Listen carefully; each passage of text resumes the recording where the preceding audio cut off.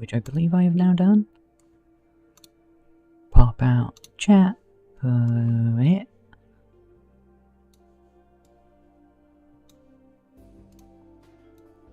Move that, move this, and we're good.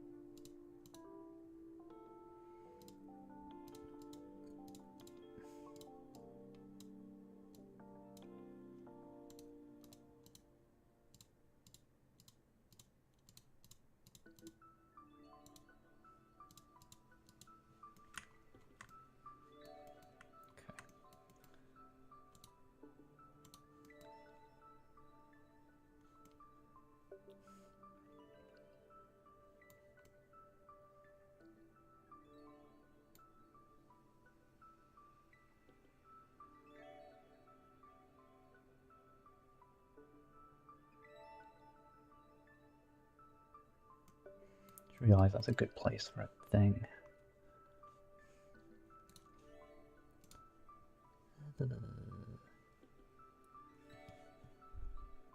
Hey Muffin Man, hey Digital Chan. And so begins the confusion where I talk to two chats at once.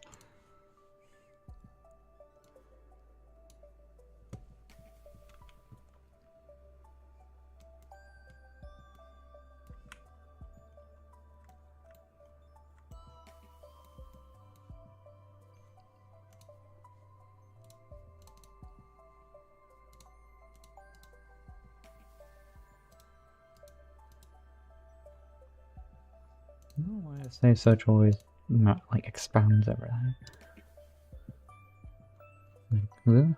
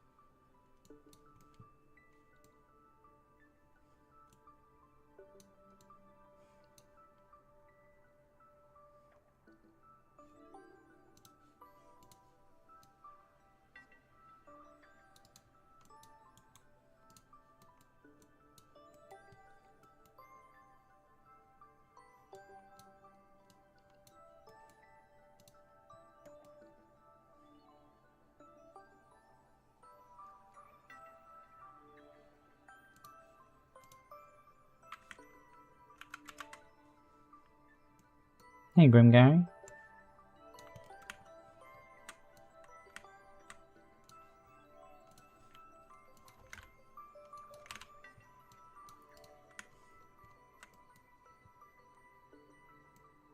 Thanks. We're getting there, one day at a time.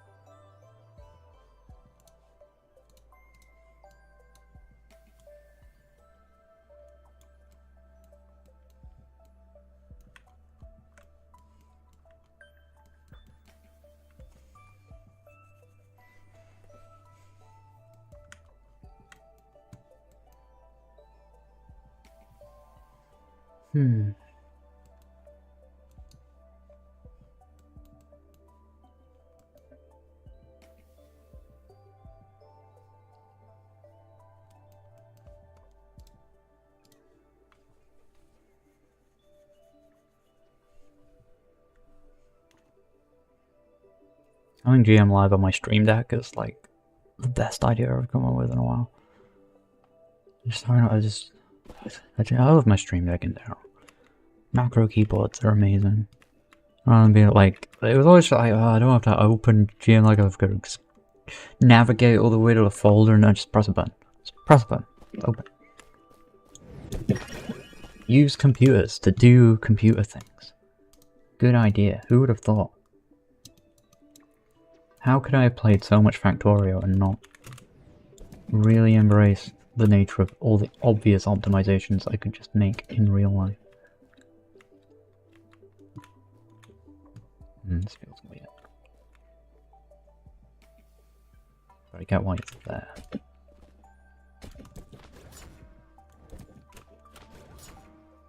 Really?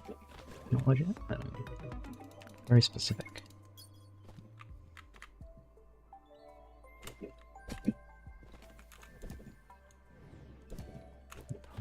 Okay, I do poke the button.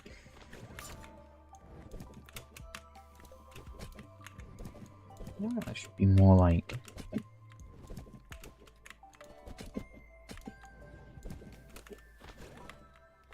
I guess less precise than it sort of is.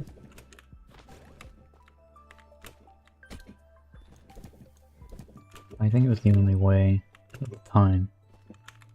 Yeah, because I think you used to be able to do like this, but that just doesn't get you high enough anymore, so I could probably get away with more.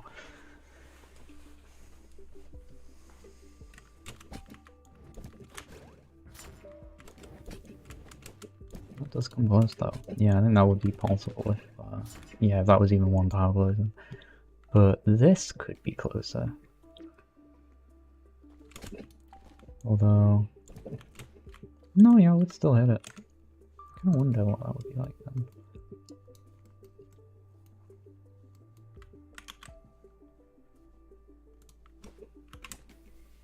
Also wonder how the background of this looks. Oh, just the parallax that breaks. That's kind of okay.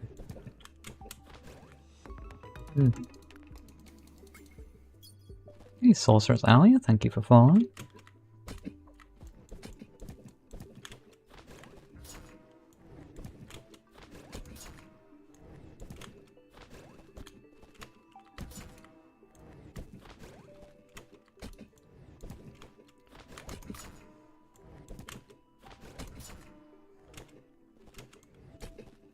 That's a cool move though, I should make that necessary at some point, right? Vault into bounce up. It's pretty fun. I could go in there maybe. Oh! Well, that shouldn't even exist. Oh.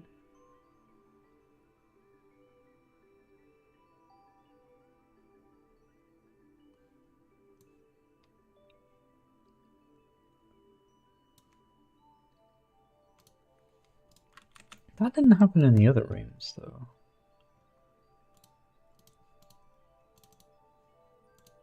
Like it should just run this and blow up, right?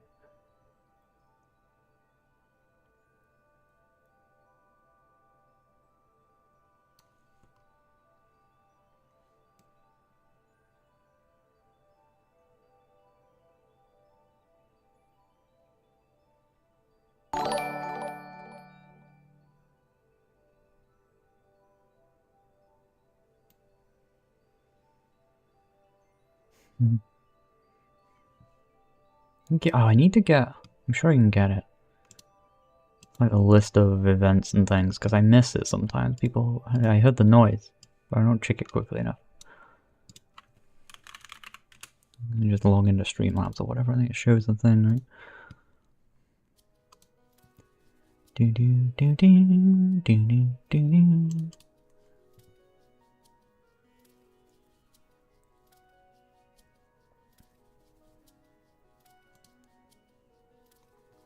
Recent events.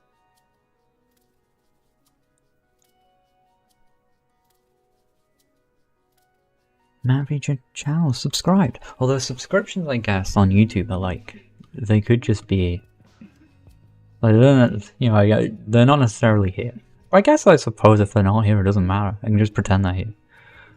No one hears them, that's fine still.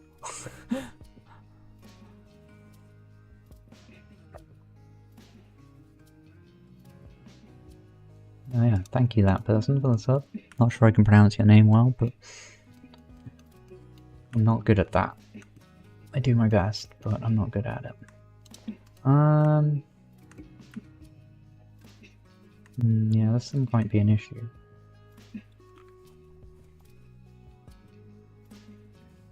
Because I assume this breaks the other hardcode things as well.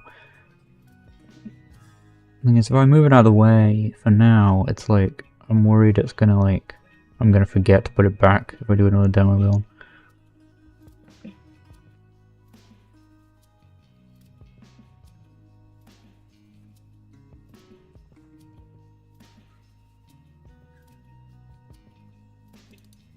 Here's what we can maybe do. Because it might just have something to do with creation code or something.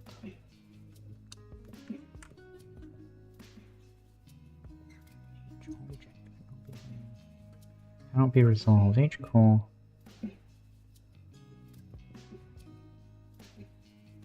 It was still there. The fact that it was still there makes me think it's not run this a second time when it's like reloaded the room. I'm not sure. What I'm going to do with this is instead we're going to add a new variable to this object. We're going to be like demo only boolean. That's what's going to have that be true. And then on creation, we'll do this.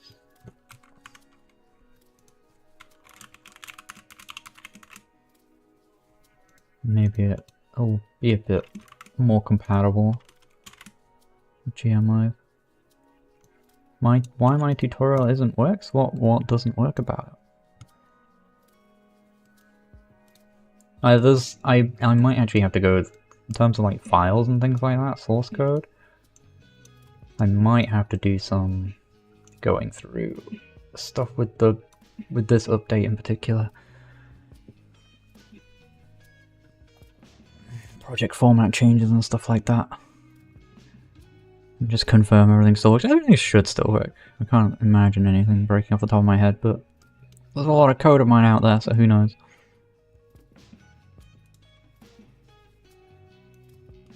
Hey Shrimpy. It is 2:30 in the afternoon where I am. But I don't know, good morning is valid too.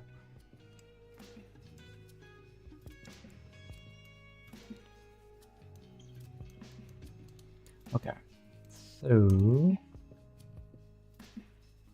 let's try that again.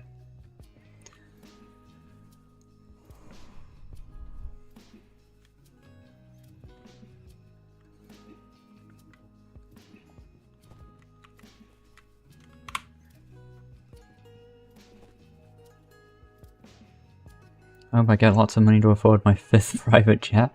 Well, on this game has been awesome. I would love to be able to afford a private jet. Not that I would buy a private jet, but having the power to do so would be awesome.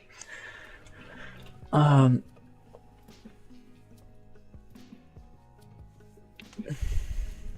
thank you, but I don't know. I think there's a long way to go on that front.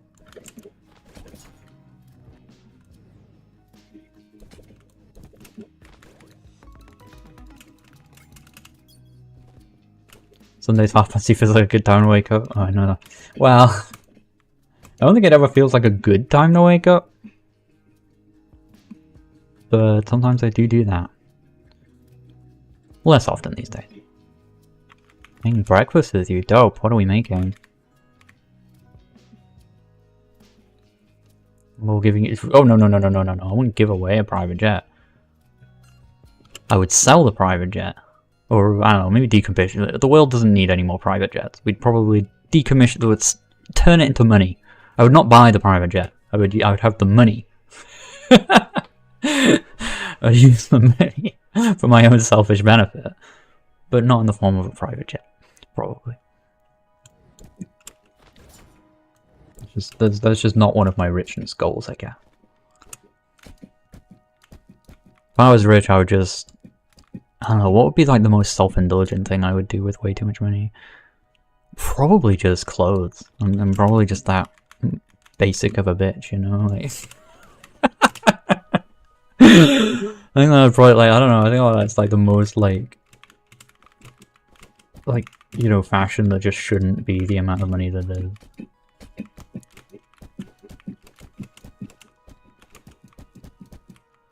Because, I mean, fashion is so messed up, but, like, there's so many things I wish I could indulge in, I'm just like, wow, that's just always gonna be beyond me.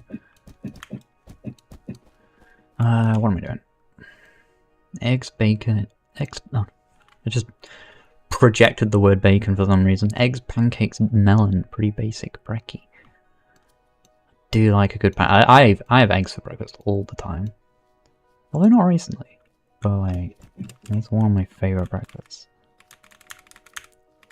Pro Peanut Butter says, are you a man or a woman? Yeah, something like that.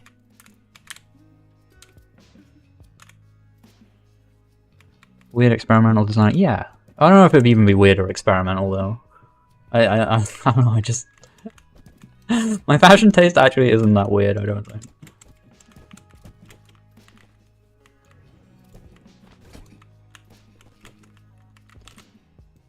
Right. It's actually just, instead of just running around everywhere, let's actually make a change, save that change, make the room live, and then see if it breaks. No, okay, we're good? We're good? Good, okay, cool.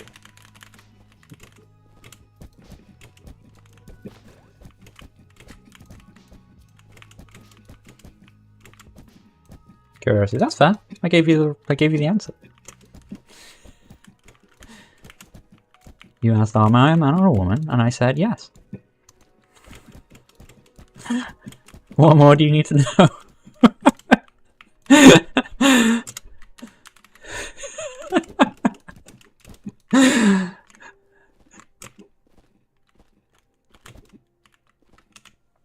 Sometimes that's how it is.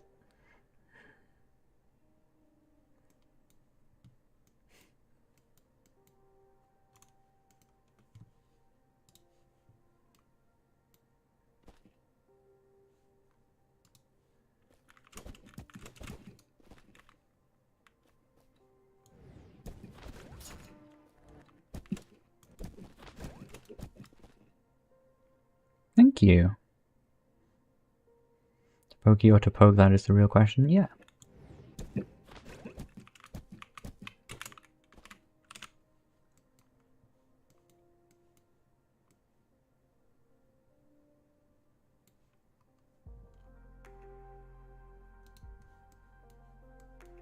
I don't know. I don't actually mind talking gender stuff more seriously, but like, I don't know. I feel it can very easily take over the stream. So I'm like, whatever. But I'm also not, you know, I know it sounds flippant, but I wasn't really being flippant. When can I play Pokepoke? Technically right now. You can play the demo. There's a demo available on Steam. You can play right now. Contains roughly kind of like 2 full areas worth of gameplay. I suppose maybe more like 1.8, but yeah.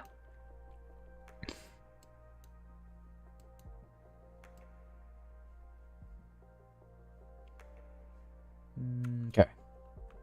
Speaking of taking over the stream, let's actually think about what I'm doing here. So, turn this back off. So, we've just learned that we can Super Vault. We might have already known that, but either way, we definitely now know we can Super Vault. We can come over here. We've fallen down here, so we're probably not. So we're probably closer to like a first-time player, and we're not someone who's like really familiar with our valley and just is skipping the section entirely. So we've got optional challenge here to reuse what you've just learned. Go up there. Let's see how that kind of feels. No, is that a good angle? Mains game on GML. Yeah, that's right. With ye olde Game Maker.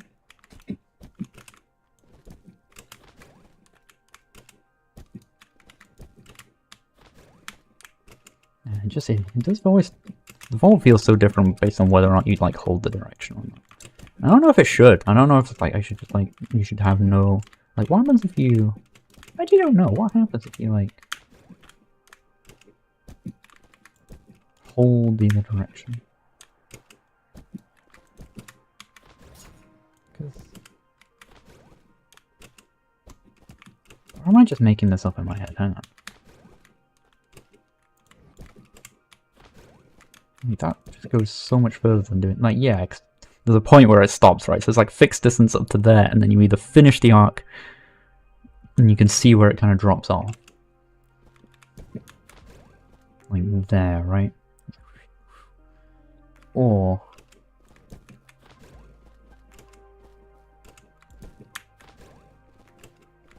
you hold the direction, in which case you go way further.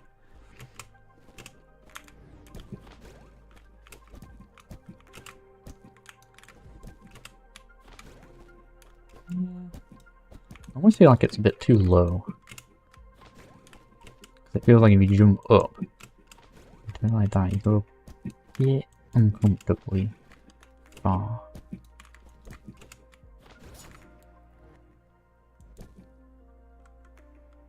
But it is nice to have it just, I mean, this one's the same, it almost feels out of reach. Like you barely reach it. So maybe it's fine to leave that at this height and we want to adjust this instead. And like pull this back just a little bit.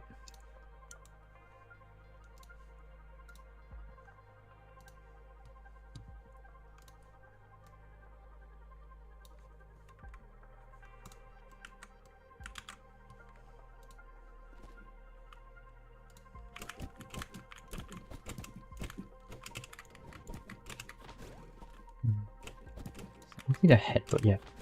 The head. You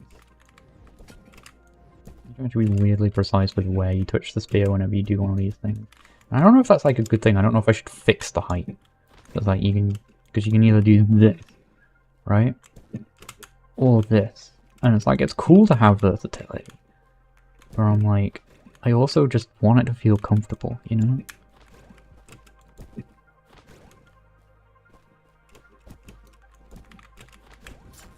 I feel like you're like never gonna want that. Like whenever you do a ceiling one, so maybe even just ceiling ones in particular. The hardest design challenges for making this kind of game. That's a hard question because like when you say this kind of game could mean a lot of things because obviously every game is kind of unique. So I could talk about the hardest challenges for this, for Pokepoke in particular. But also, you know, there could be the more general challenges of like platformers.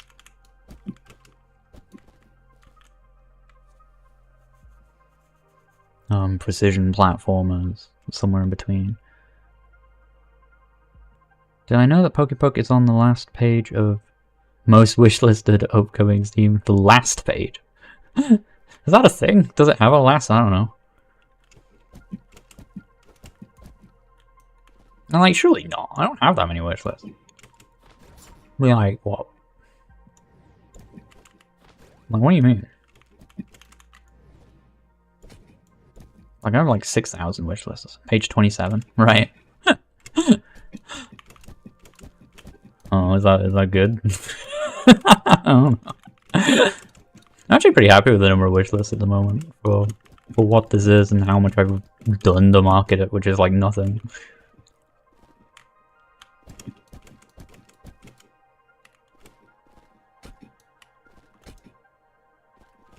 Yeah, is it good? That's what I was asking you. I don't know.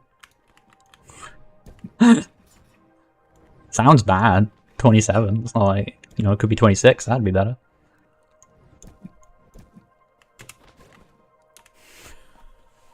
But I don't know.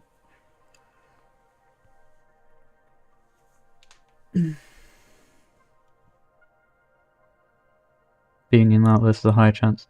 Cool. That's dope. I really don't, like, I'm not even, like, being flippant. Like, I just do not know that much about it, you know? I know, like, tidbits. But, I don't know. I'm trying to just make the game.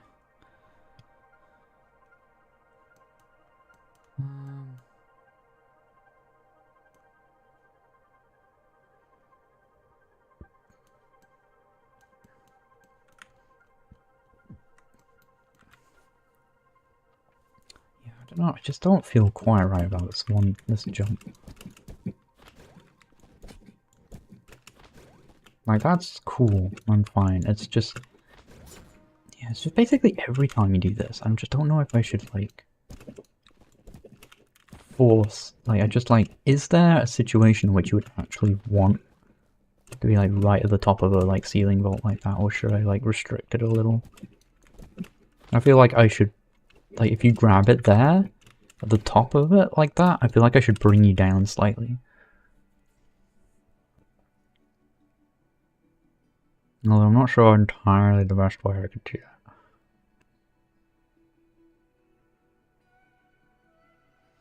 And just cap your Y at the moment you touch it to be like...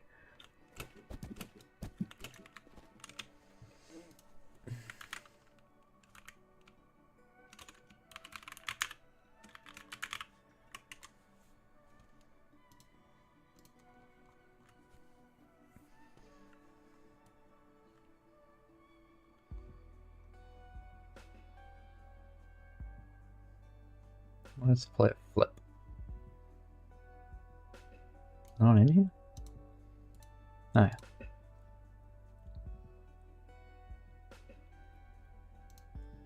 Which one is it? Do I have like two?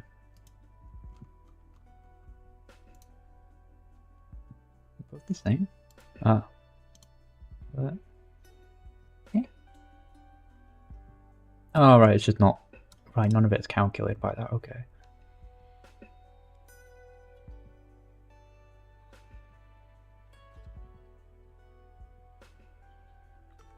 It's in the lines.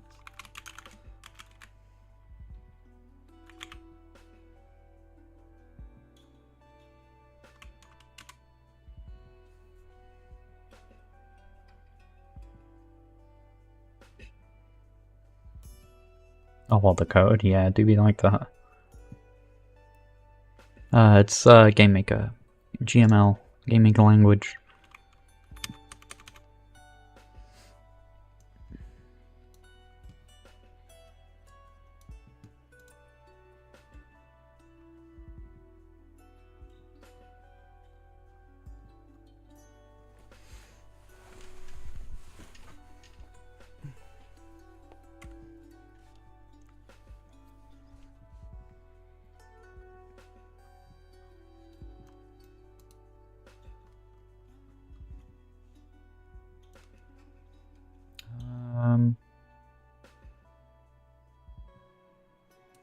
One's for the launch of that, so it's this one, right?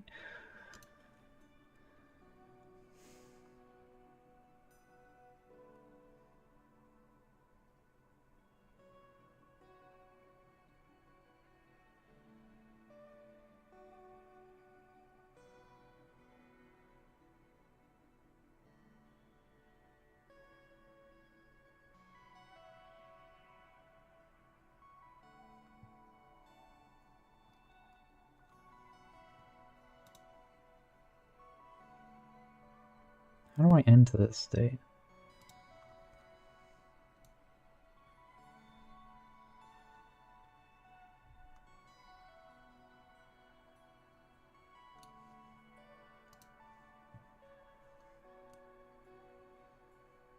When it's buried, right?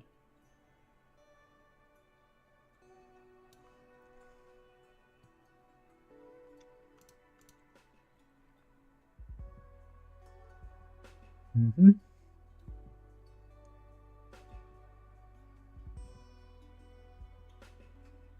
Oh, interesting.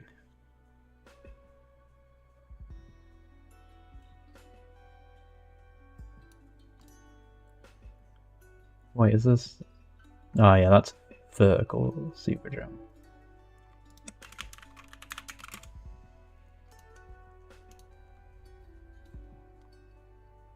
Which should not really be there, but yeah. It's the perpendicular.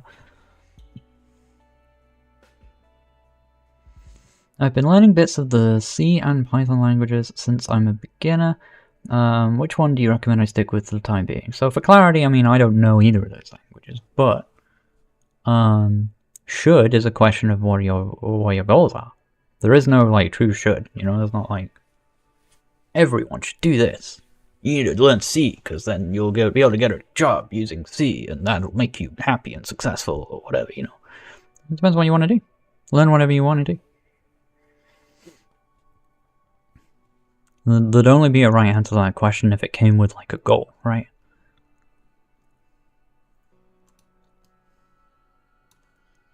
And there is no universal goal for learning programming.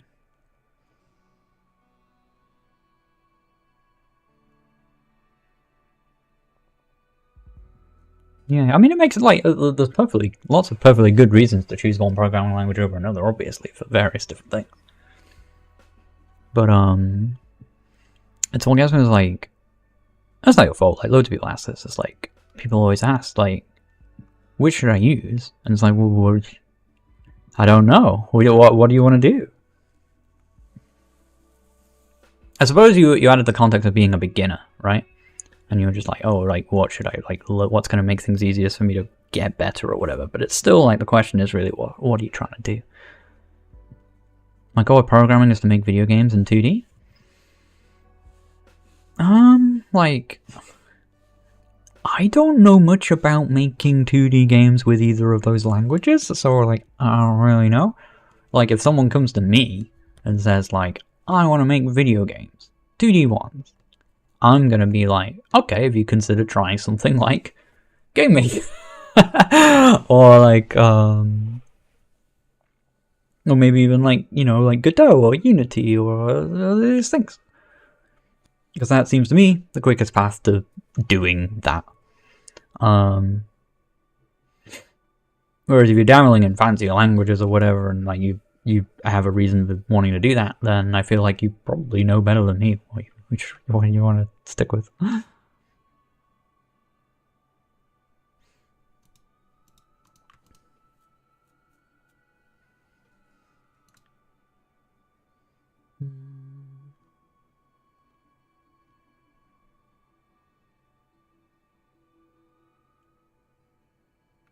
I feel like I answer everyone's questions with like, it depends. It always does.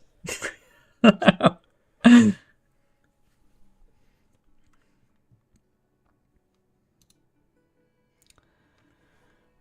so we don't actually move. Do we not even move your X position? That's kind of weird. I kind of thought I would have done.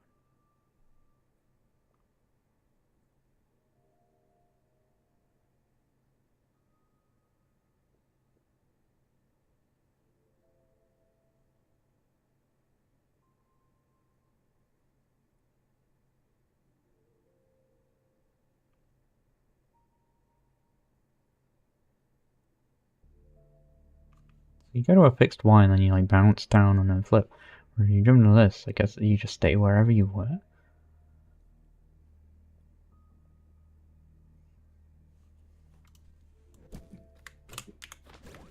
Huh. Yeah, that's gonna make that feel a little bit weird and off by itself. Maybe I should at least do that.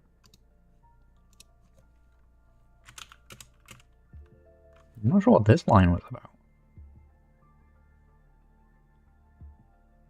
Oh, I actually tried to put you in the middle of it, maybe.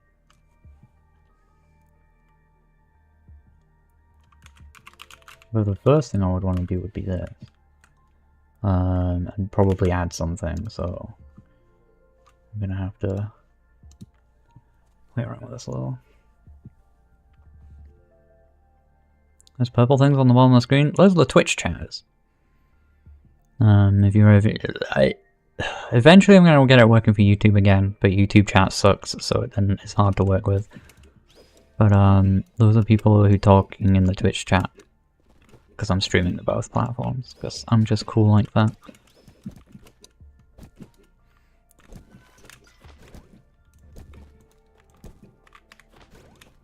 Yeah, you can barely even notice that that's happening. Worth it though, I think. Absolutely worth it for the consistency of like what you're actually going to expect to happen. You're going to one of these. Like how far you're going to go. Those, it even depends like how fast you jump into the thing, which we don't really want to be a thing. Be as kind of fixed as we can.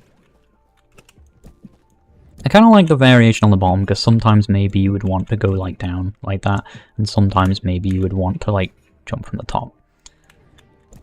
In this, I'm just like, when would you ever want to be like... I don't think you would ever want... Like, below a certain point that variability exists, like that's cool, but like, I don't think you would ever want to be like right at the very top of it. Like that. You're just gonna hit your head. Like, what's the minimum height?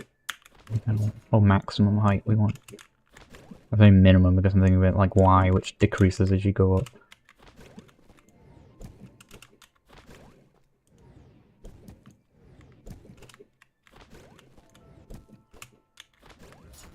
Something like that.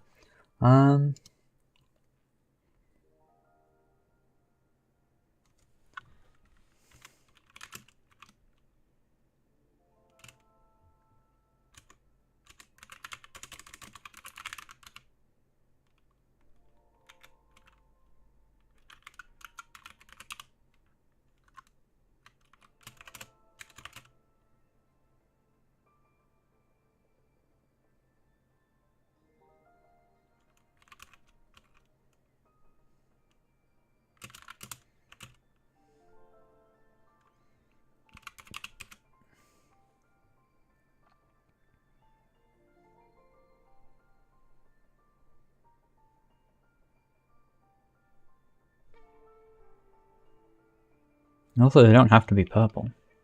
Fun fact for Twitch chatters, you can type whatever goddamn colour you want in. If you know hex codes anyway. Like, I can do this and be like, whoa, look, I'm teal.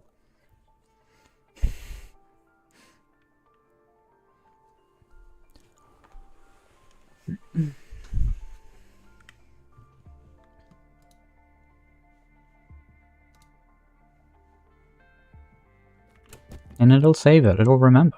Or it should.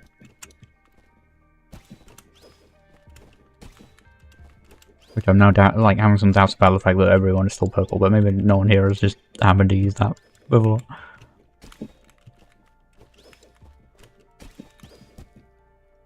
Oh, does it? Hang on, why does it even store that?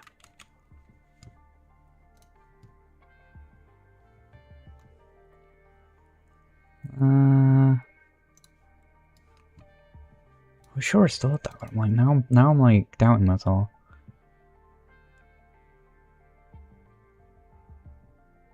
There's like nowhere it can put it, right? It remembered me though. I don't know, like, I mean, I know I just typed my color now, but like, where does it remember it from?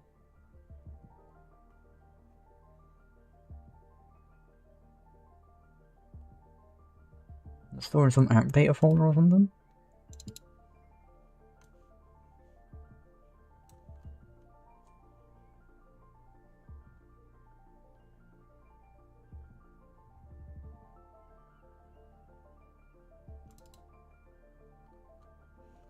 Oh yeah, viewers.json. Oh yeah. They're in here. Look, you all have experience points. Oh my god, I forgot. We stored experience points. I set that up. You all earn experience for like existing. Like you've got levels as well, but I just don't do anything with that. I wrote it in. It exists. Wow, Digital Chan, what level are you?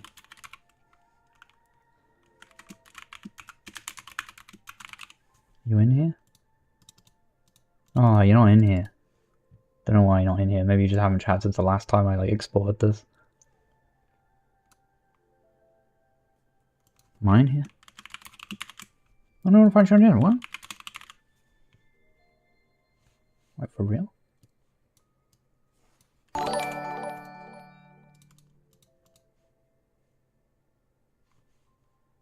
Doesn't make any sense.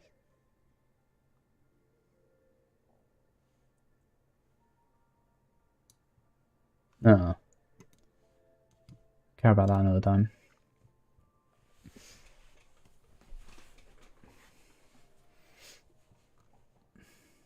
Oh, this is different though. Last night at 2021. Maybe it's not in local anymore. Might be underscores. Yeah, yeah, this one.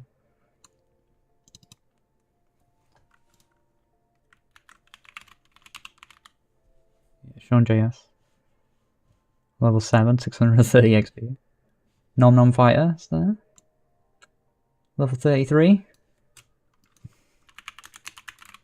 The digital. Yeah, here you are. Yeah, only level 1. Your palette is. That's wild because the way the palettes work now. But you don't have any XP. I don't know why. I don't know how it works.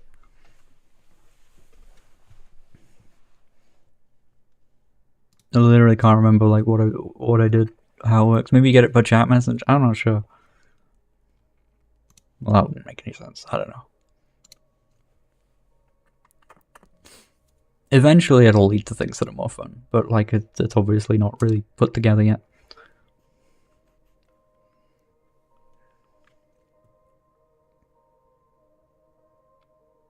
Hey, Piso, thank you so much. Thanks for stopping by. Yeah, I don't know.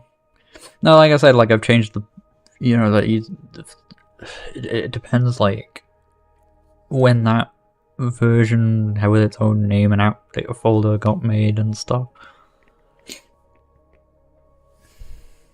Yeah, I mean, I know your name. Like I've seen you about a whole bunch, but like, I don't know. It's like I said, it's not carefully put together or maintained.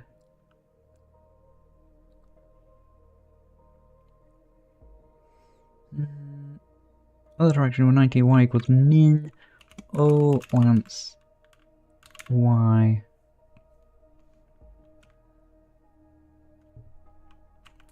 plus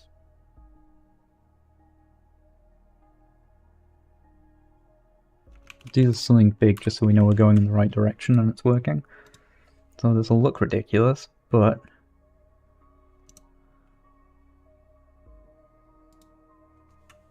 oh, which is more of y.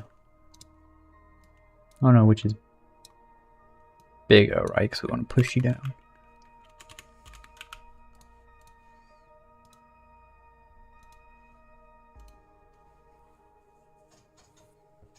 Okay, so this will obviously look ridiculous in some form or other.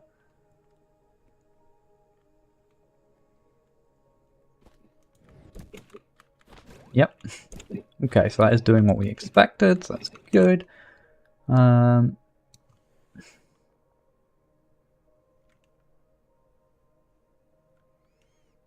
Just not sure where the Y is, if it's at the point. I think it's at the very point. Hey, Confidant 17. I'm doing good, yeah, it's a good day today, I think.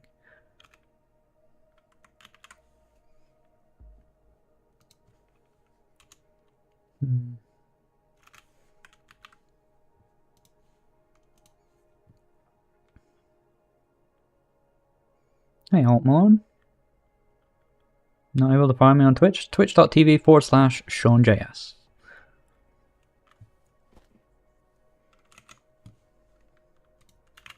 Let's link it, I don't care.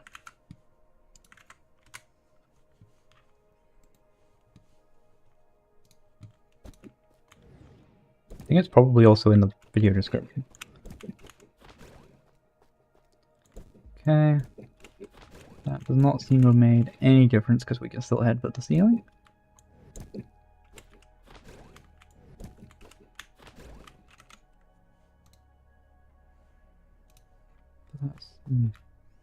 I suppose my position is like here, so probably already like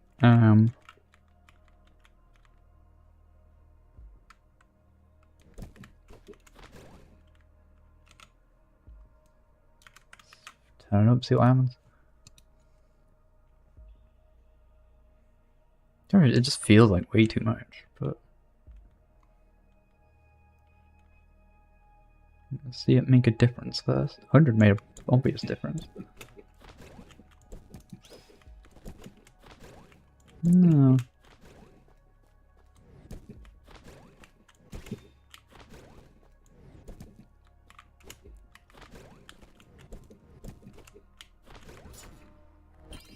Oops. Should have known that would happen eventually. Surprised that didn't happen sooner. Where I was testing that.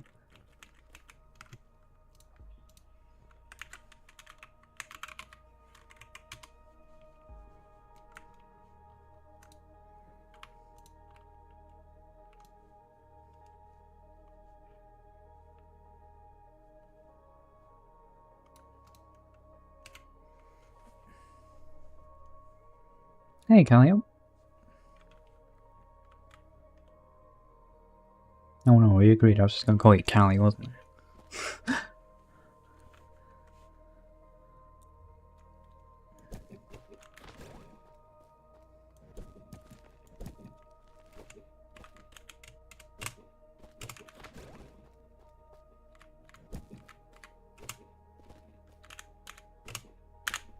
Damn it.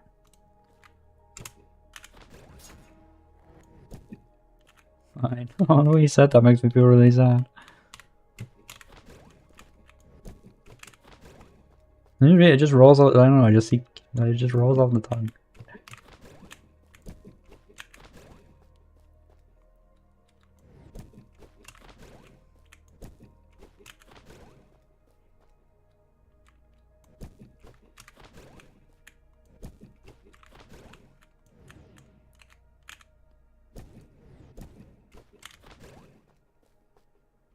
Why is it not doing it? Like 100 was doing stuff. I'm putting it back, so I feel like I'm losing my mind. That's just not doing anything.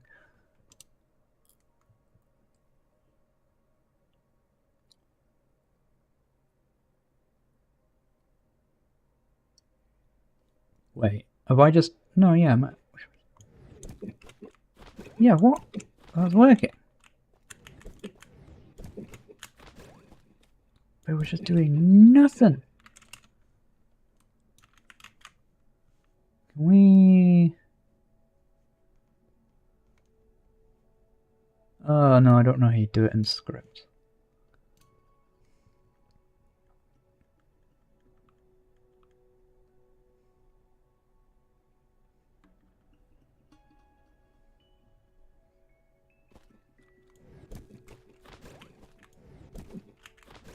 Okay.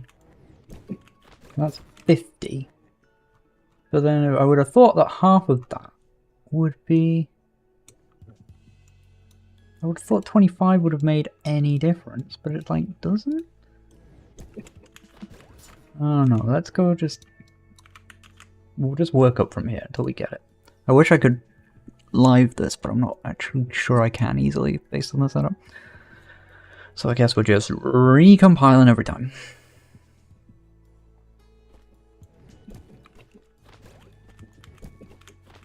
Okay. Better. I think 30 might not be enough.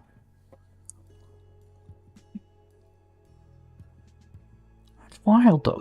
Like, I know there's a bit of difference, but that's like that's almost a full tile. I guess that's where it is.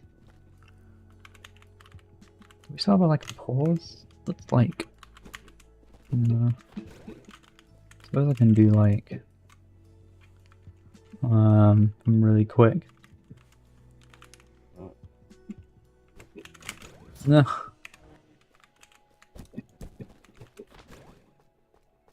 I mean, distance rise, this looks correct. Just the numbers don't make much sense to me. So my understanding is like the sphere is now like what, here?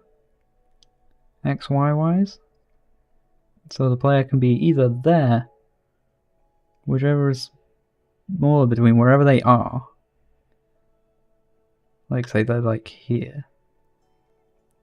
Or here plus like 32 is the length of the tile, so it's like all the way down here.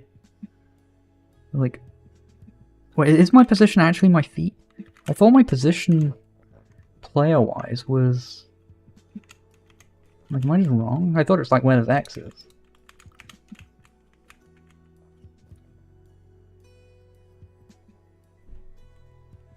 Why am I not showing a cursor position with this? That would be smart.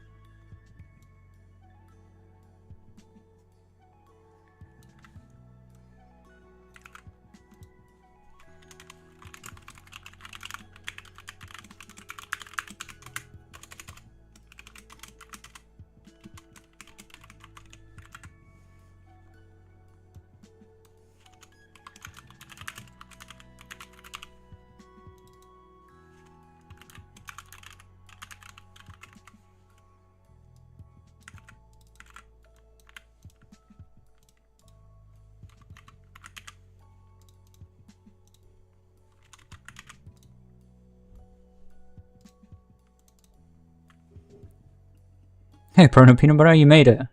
You crossed from one plane to the other. Welcome.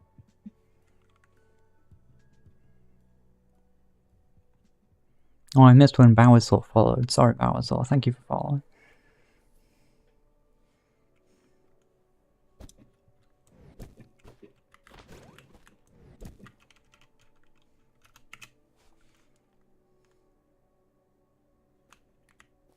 Okay, oh yeah, we even get the Lance position here, so that's like what? 2229. Whoa! It's like here? For real?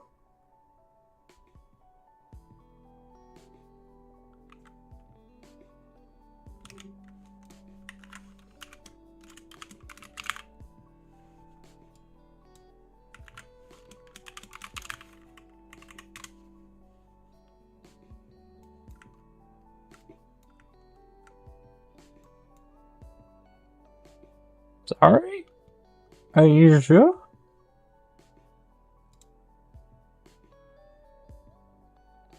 Like, for realsies, though?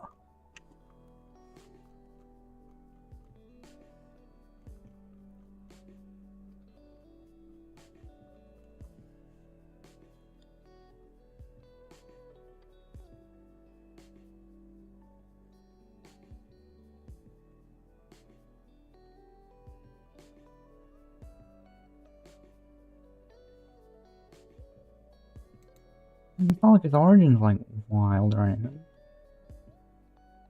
Oh, this is the old sprite though.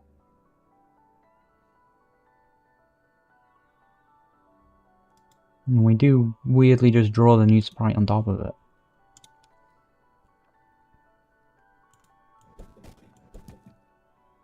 Are you showing the like entry point here? That's where we position it though, do we not? I don't know how many throws. It's always 229, 229, 229. 2314.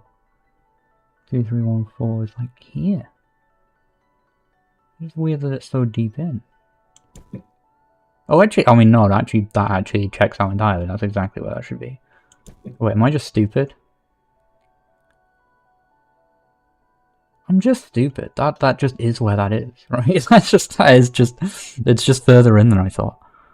Did I make all this pixel art myself? No. That old version of the spear I was looking at is confusingly by me, but the new version of the spear is by Inksplat.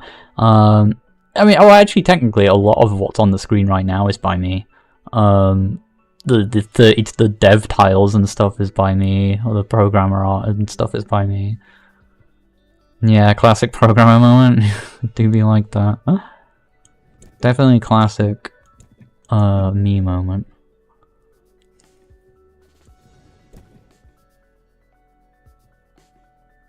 Yeah, okay. So 229. And then so from there to there is like, that's 10. So obviously 10 didn't do anything.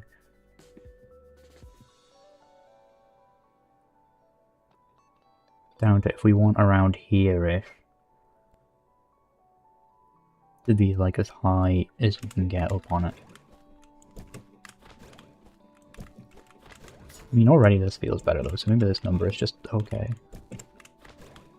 Still a little bit headbutty. Like if there's, unless you're like over halfway across the tile. I think maybe it could be a little bit lower. So I think you kind of want.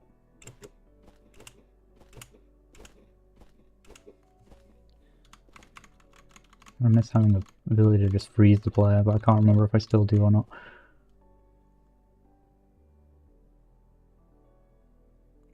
Two, 6, 7.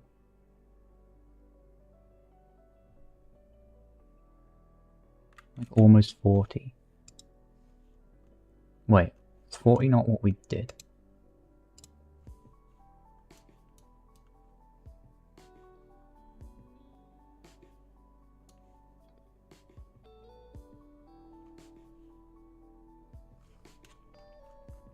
The wrong thing? No.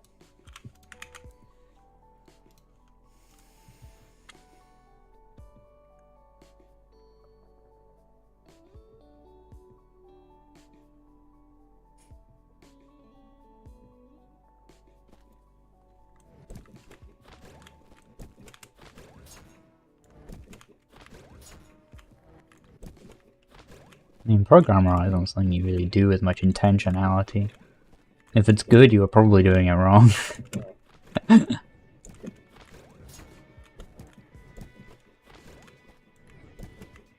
I mean, it's definitely very noticeable.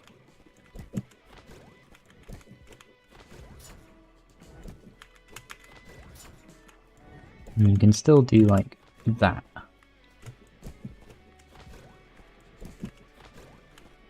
Sort of preventing headbutt. I think I like that for now.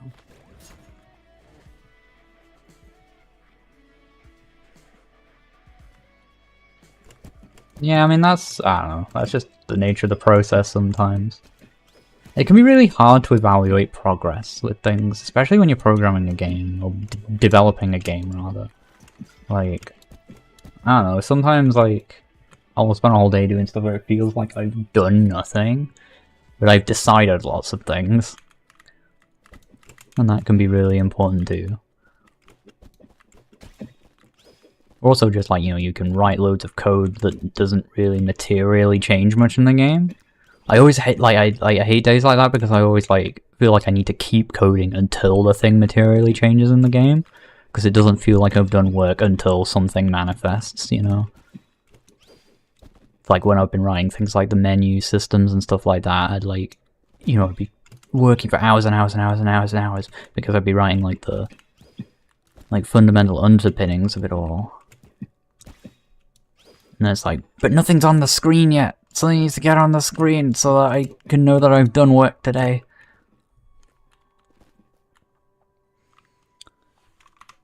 Which, hard mindset to get out.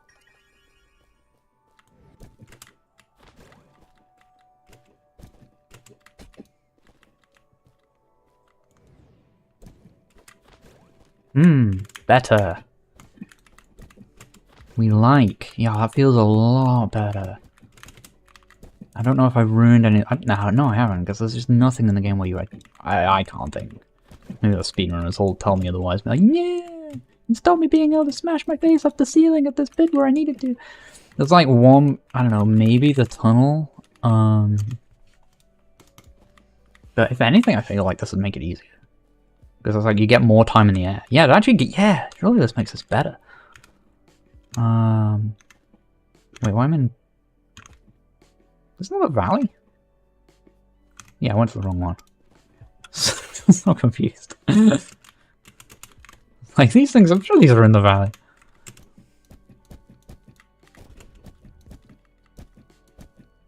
Yeah, this thing, right? I'm not even doing the thing. But this might actually be a bit easier to accomplish now.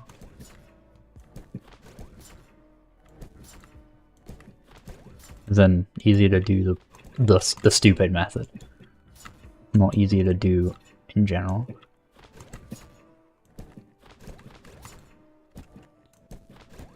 You just... yeah, you get a bit more time. It's like, I don't know, I could never do it like this before, but I knew it was sort of possible.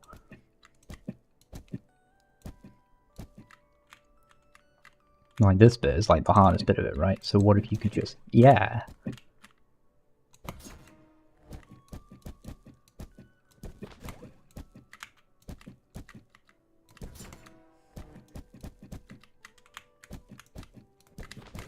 You get an actual arc upwards, whereas before if you hit it right from the ceiling, you basically hit the ceiling immediately, and so then you've no more Y momentum and you're just instantly dropping, which gives you a much sharper arc, whereas that's like way cooler for doing that. Yeah, I think this is just a universally positive change. I'm sure I'll be proven wrong. Alright, well, I'm not sure I'll be proven wrong at all. I don't think I will be, but like... I remain open to the possibility of being proven wrong.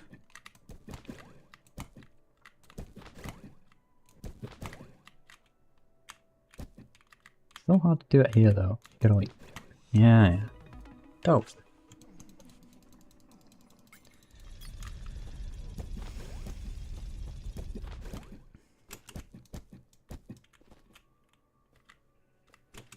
You know, as cool as it is when all those spikes come down like that, I feel like this area just looks weird afterwards. You know, it just looks strange without the spikes.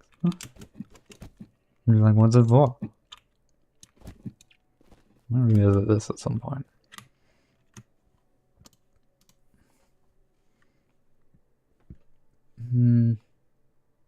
Right, back to the cabins. Detour complete.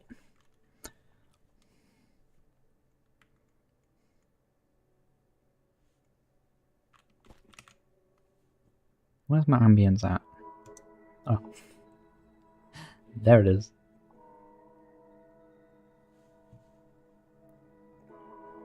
Turn her up a little bit though. I like my tunes.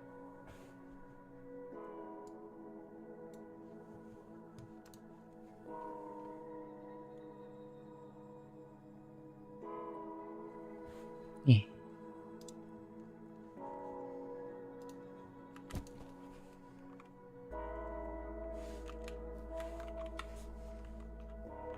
Almost just autopiloting to the valley.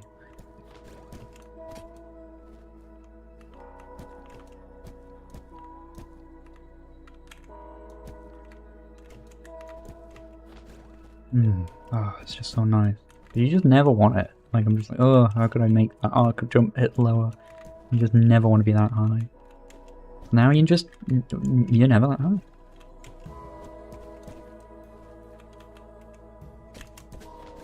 That's even better as well.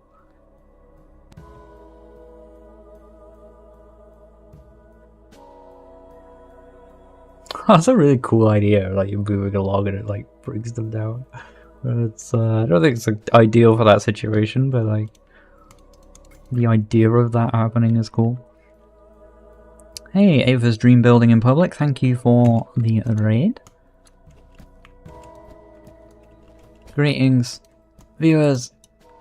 Welcome to me trying to put a video game together. Hope y'all had a good time in Ava's stream. Thank you for entrusting me with the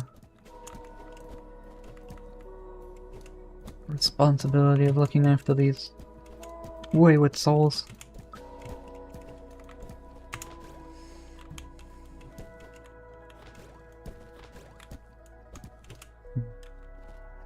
Okay.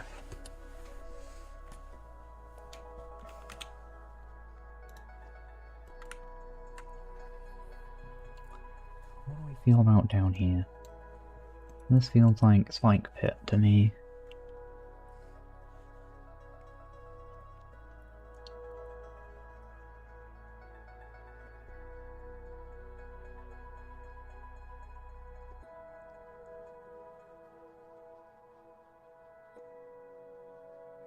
You know what I almost want to do because it's also cool? And I feel like this is the opportunity where we get to just put in a lot of cool things. It's actually that. That sounds dumb after I spent ages, like, creating that one way, but, like, I'm really trying to embrace this idea more that, like, you actually can just do things different ways. You know? I think it is a cool opportunity to do this again. And be like, ah, look, I've learned this thing. But this is just also cool. I really love just moving from ceiling thing to ceiling thing in this game. It just feels good. It's just a really nice distance. It's just a really cool way of moving over there. So, like, either of those is valid. You can even do that. It's really hard to do, like, them actually sequentially. I don't even... Yeah, I don't know how quickly I gotta do that.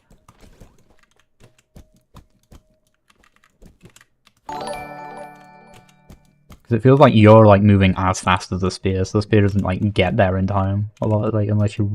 got it then.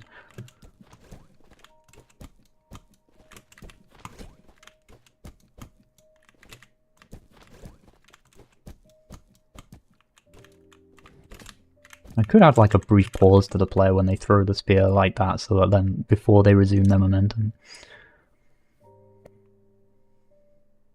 See you, Pro Peanut Butter, although if you are still here, your goal is to make a top-down factory builder game. Do I think that's possible in GML?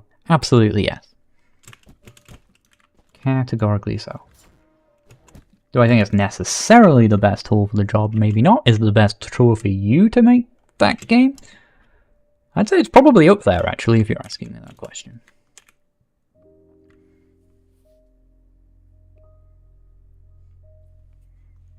How many games have you regularly traversed the ceiling, though? I don't know. Not enough. Not enough.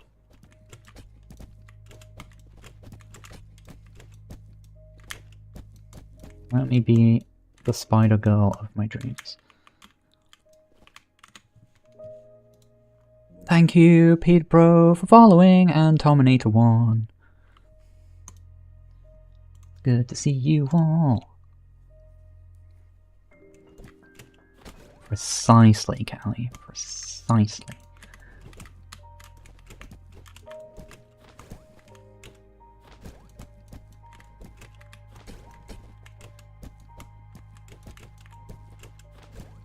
God, it's so hard. I don't know if it's like... I always find doing it along the ground's not too bad. If you can do it like far enough away. Yeah, I almost think when you throw, there should be like... And when you go through that throw animation, we should sort of like lock you in place for like maybe like 2 frames or something before resuming your momentum. I think it would both look kind of cool and also help with the ability to do things like that. It looks awesome when you do it. It is brutally hard. Maybe it should just be brutally hard. I don't know. To do that particular thing. I don't even know what's going to be up here. I was just like, there should be space up here. Oh, I think I just wanted like an absolute spiky nightmare death trap up here. That's the vibe I'm getting. Like a lot of open space and then jumping around from rock to rock. And I always try to do that and I don't know, it always ends up clustering more and being weird. Maybe we'll finally get it.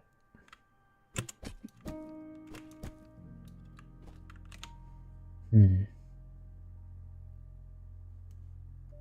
gonna put a one-way platform here, but I don't know how the only ones we have are like artificial and aesthetic. Which maybe just means we need more artwork, really. But, no, now someone has influenced me and was saying, like, I was really looking forward to there being more water stuff in the game, and now I'm thinking, should I put more water in? Because I wasn't really planning on doing that much of it. Oh, I have a message.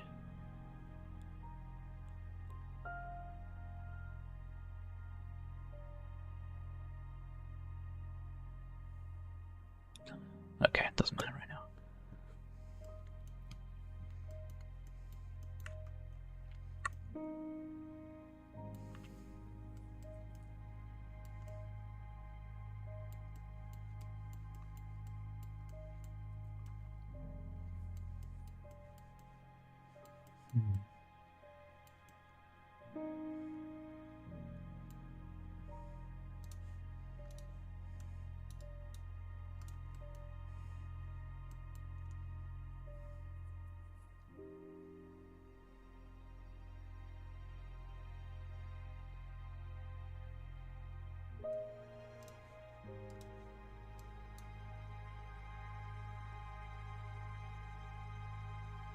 Does that allow you to do what I think it does?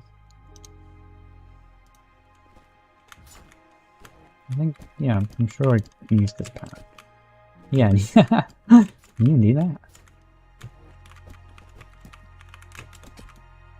It's a cool but difficult movement.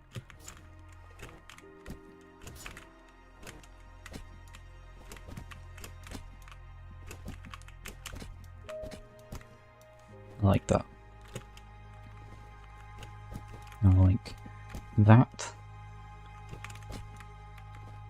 The strap. Oh my god.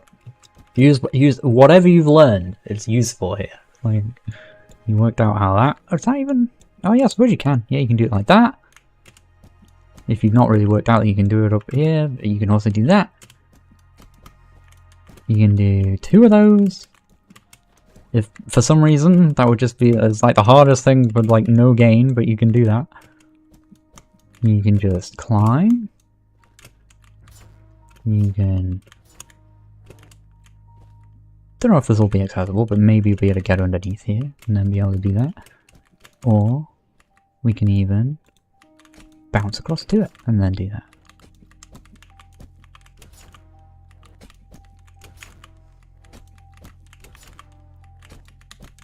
Except I can't because I suck. But it can be done. But is that a problem if people are gonna...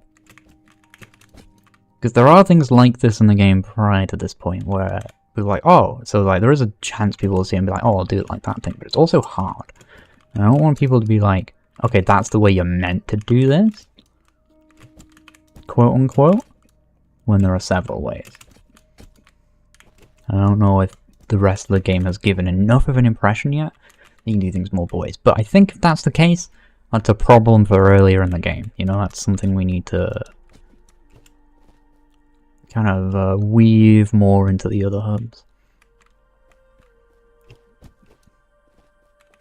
I like it. I like it when there's a few different kind of approaches and they all feel good, you know? Like, that's sick. And like, you know, you can do that way. Yeah, that way. I do want that to involve a ceiling thing no matter what, so that's kind of the constraint on that. But it's like, as well as, you know, you can bounce up to grab that from like, yeah. Oh, I thought you used to be able to. Maybe you can't. Oh, you can. It's kind of hard though. If you're trying to go fast, that's probably the way though.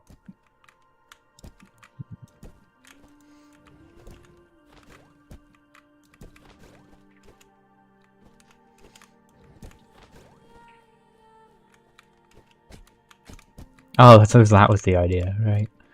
Yeah.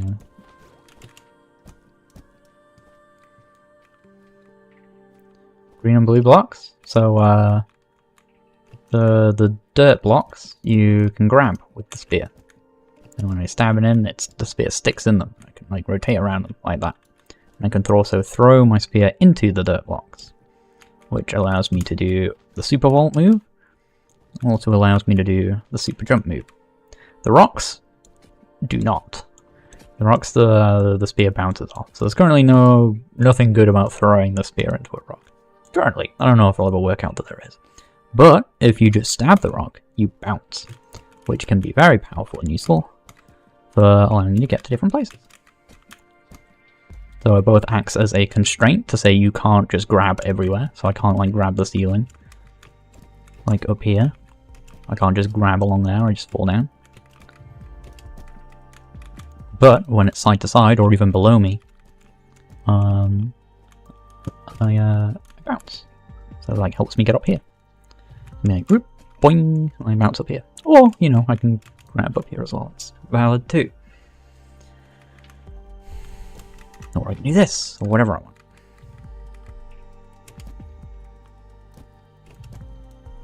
And honestly, the interaction between those two types of blocks is most of the game.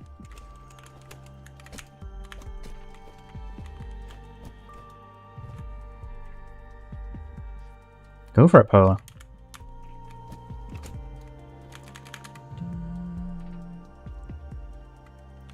That's all we like to see. Oh, I didn't actually post that I was streaming today. do that.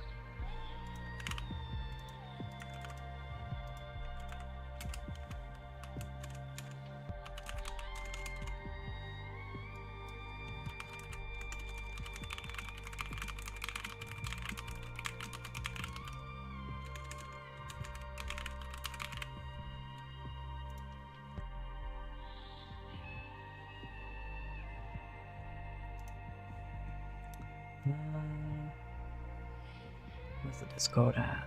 There it is.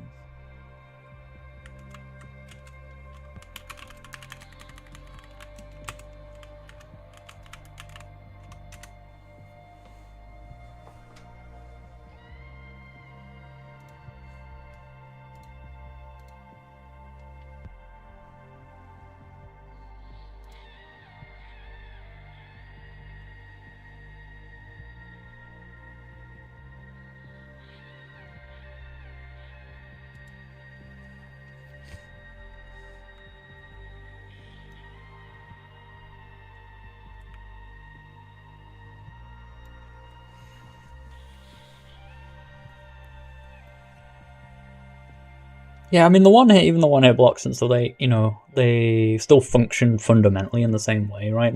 The same amount of bounce and that kind of thing.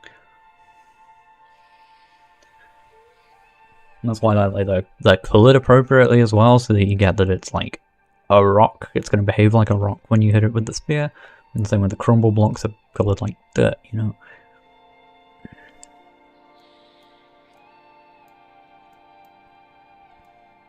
Where did that come from? I suppose in a way it's like how Portal works, right? Where it's like some surfaces you can portal and some surfaces you can't, but also in this I suppose the surfaces that you can't are still important. Because they you know, you bounce and things like that.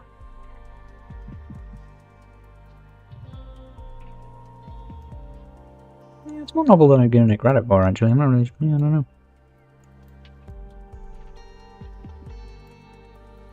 I haven't really even thought about that much. Well, like the contrasting nature of these two things and where that idea really even came from. Yeah, the first thing that comes to mind is Portal. That's a lot like that. But I'm sure there's probably other, like a platformer or something that has that similar dichotomy of two kind of types of thing. Also, like, I mean, Celeste is just kind of one type of ground, right?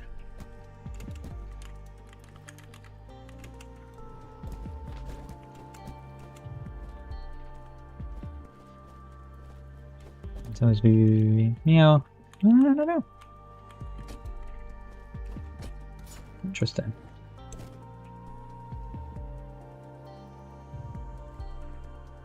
No, I'm not saying I did it unintentionally, obviously, but I'm just like, just wondering where I got that idea.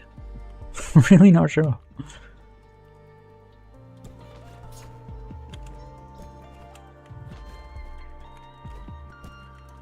Normally I can kind of trace the roots of where a lot of my stuff comes from.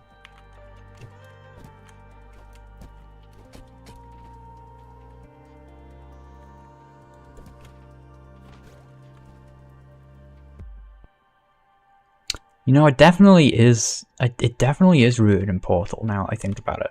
And here's how I know that. If we go to Devland, look at the colours of my dev tiles. This is rock, and this is dirt in my dev tiles. Those are the exact, like, and then when you think of Portal, right? What does the Portal surface colour look like? What does the not portalable colour surface look like? It's definitely from there. But it is interesting how I'm using it in, like, yeah, it's very different. The way it's more interesting to me how I've done it in this than it is in Portal. Because in Portal, it's like it's kind of just a constraint, right? I don't think the other walls do anything else.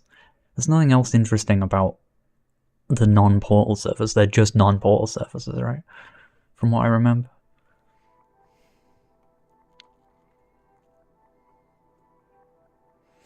I mean, they're almost just a constraint in this, but they're not because they create... It actually makes it quite hard because, like, when I try to constrain by being like, okay, I don't want you to be able to grab here, so I put rock there instead. It's like, oh no, but you can bounce there, and then it causes problems.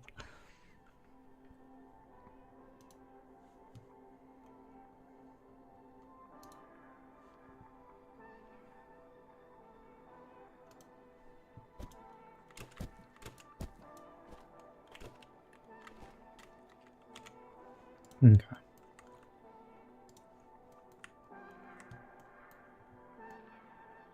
Yeah, I heard on Toriyama. I'm not really familiar with any of his works, but I am familiar with the impact of their work. Like, I've never actually watched any of Dragon Ball. I'm surprised I've never, like, played Chrono Trigger. I played, like, the start of it, like, 8 times, I think, and then just never gotten into it for some reason. Even though it seems really good, it seems totally up my alley, I don't know, I've just never gotten into it. And loads of people love so much of his work, so yeah. God dang, sucks. Yeah, it's a lot of people's favorite of all time.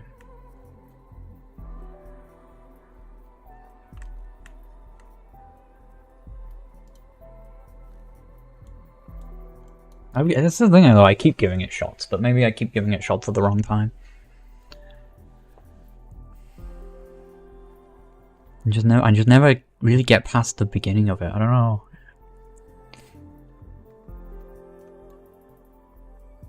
Maybe the intro is just not hitting me well. I mean, your name is literally Chronologics, that track.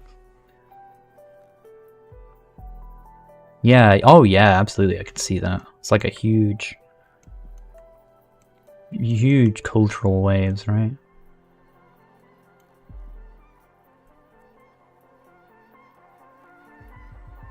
I just feel bad because I'm like, I just don't, you know, like loads of my friends and stuff are like, oh my god. And I'm like, yeah, it sounds hard. I just don't know the work that well, so all I can be is like, sorry, a person has died. I'm sure it's probably, yeah, I mean, don't get me wrong, I'm sure, like, the influence will have also affected me in a bunch of ways. It can't not have done when you, like, work on things that huge, right? I just don't know, you know, I just don't feel it on that same level, I suppose.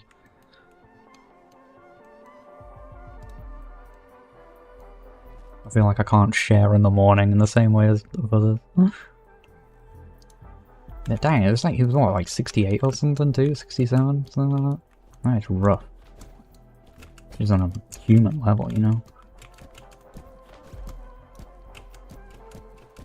Everyone keeps talking about how, like, humans are living longer now, and I'm like, I don't know, I just keep seeing all these tragic young death stories. And yet I'm like, well, I don't know, I suppose those would be the stories I would see, but like, also just grim.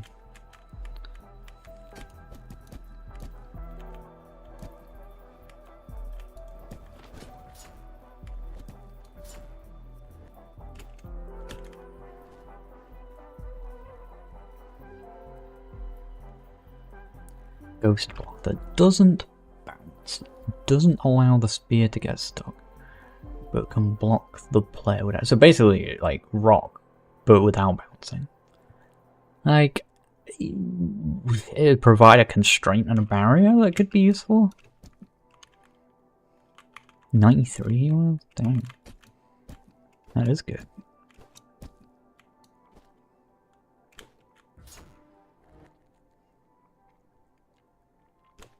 Oh yeah, like this is a barely developed area. Most of the game is above ground, but well, most of the game that currently exists is above ground.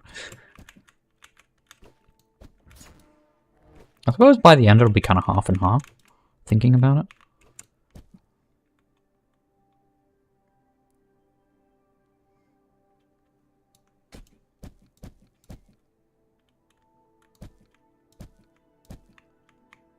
Who was Christopher? I forget his name. Is it Christopher Lee? Something like that? I forget the guy's name. Christopher Lee, yeah.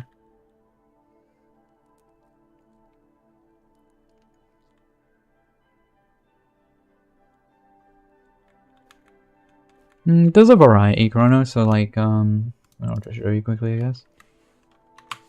Like the valley is pretty obvious, right? I mean, it starts in a cave, I guess. because you just come from a cave at the beach, but like, woo! We got outside. But yeah, like obviously caves are going to be important because they have ceilings, and that's like interesting.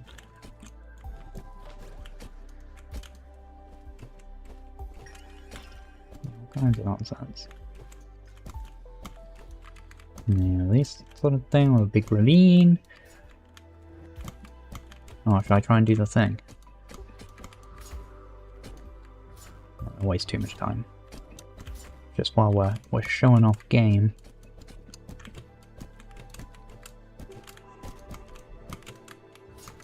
Oh, hey, death skip, the best strat.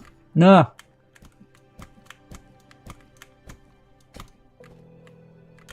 Oh, damn it. Oh well.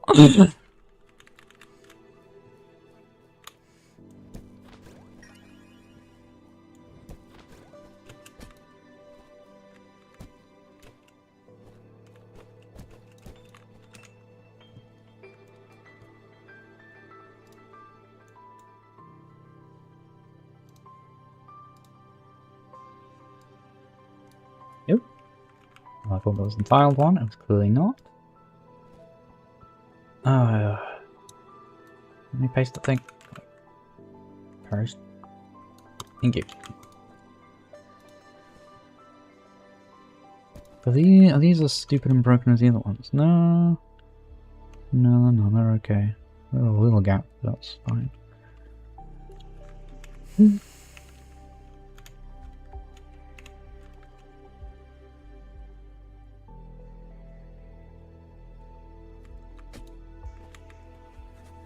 Two types of terrain in multiple contexts. Yeah, that's kind of it.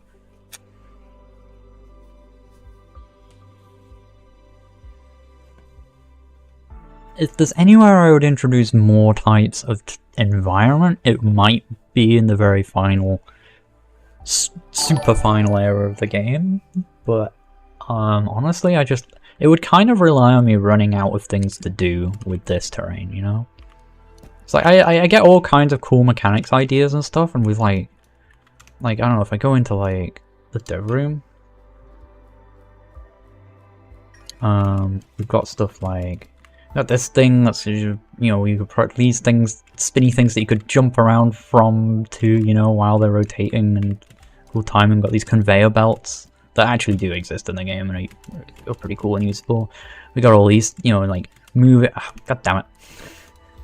We got those moving blocks. You know,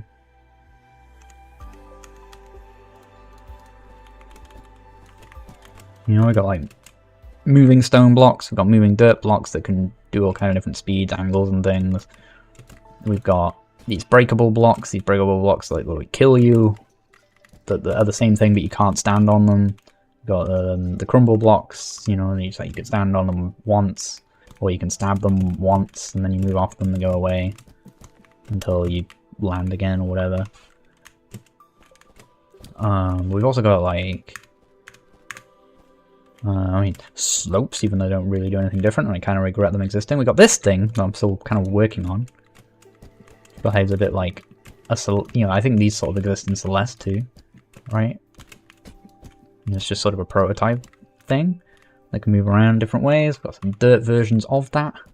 So it's like a dirt block you can grab, but like, well, it doesn't even work properly. That's why it's a prototype. It doesn't move with you.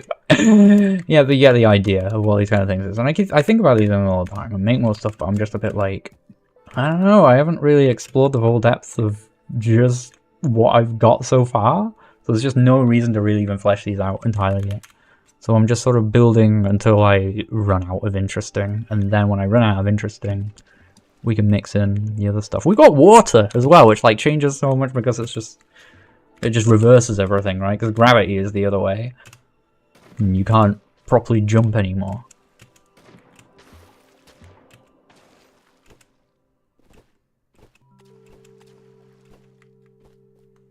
There's all those things, but like I doubt all of these will even make it out of the dev room, right? Don't know. Because, you know, I've got to finish the game. And so far, I just like haven't. Like, we've got this. We got like this that powers your spear up and gives you like a dash, right? So you're like, and so like that has consequences. Like you can keep doing that on a wall. You can jump into a thing, grab a thing, dash away. Like there's, you know, it can expand in loads of different ways. So I've thought about a lot of those different ways, as you can see. But like, mostly just to see how I feel on what they had and so on. But not really a lot of that is in the game right now, because it doesn't need to be. And not all these things need to be in the game. So not all of them will make it into the game. You know, we got also different styles of buttons and doors and ways of activating things and that kind of stuff. It just depends, right? It just don't know. Like, don't know how to easily get to. These are existing trials. I feel like one of these. So I mean, I've like tested some of these in trials and stuff too. Oh yeah, we've got these guys. This one's quite fun. Quite like this. You grab these and they move with you. And you come up and get the thing.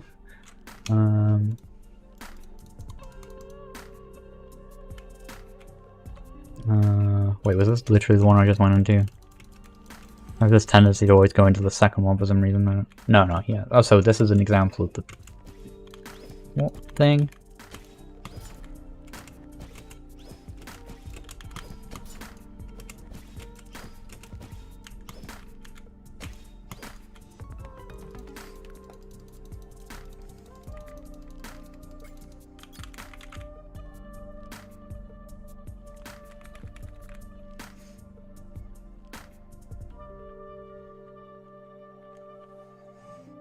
Ambitious games, I think back to Ambitious is an interesting. I think we have lots of ambitious games. But also I sort of get what you mean. There's not a lot of creative ambition. There's not a lot of, like, I don't know. And even when there is, it's like constrained within a scope of what we know works well enough to assuage risk. We're we're just increasingly risk averse. But in a lot of ways, like, I don't know, Emma told me this theory that, like, I didn't really think too much of it at first, but, like, the more I think about it, the more it makes sense of, like, how everything just sucks. Capitalism blows, and, like, you know, the world is on fire, and no one has any hope. Like, you know, like, it's so hard to, like, have hope for the future, and if you don't have hope, why are you gonna make like new things with new visions of how things could be? Why not just seek comfort in the way things were? And so I think that's what a lot of people do.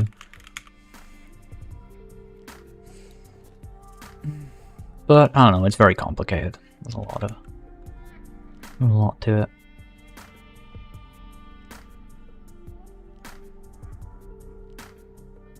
Not played Tunic yet, but there are cool things.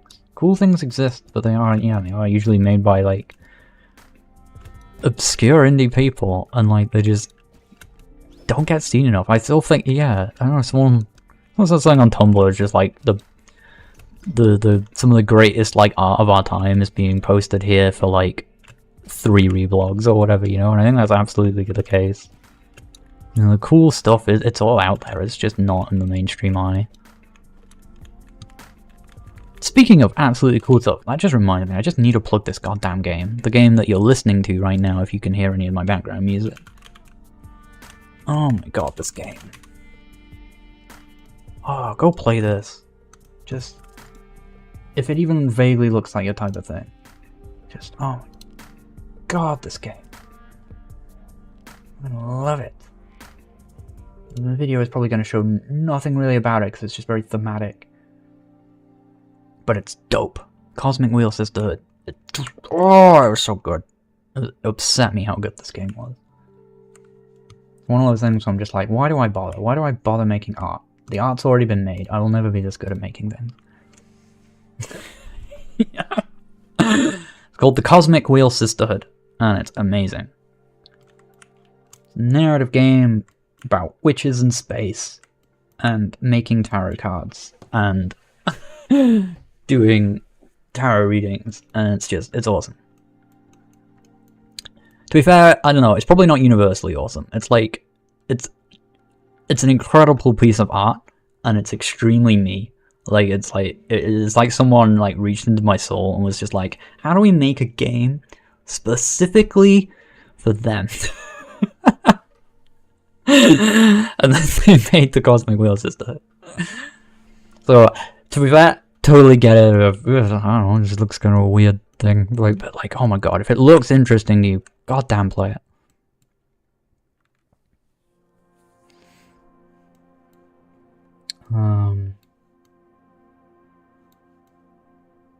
Like other games like that, The Outer Goddamn Wilds is so good. Not The Outer Worlds. Do not be confused, it comes up every damn time. But The Outer Wild. Oh, what a game.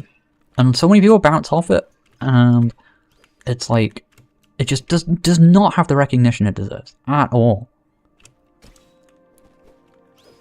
Basically, I feel like everyone I know who likes The Outer Wilds is like mind blown by it.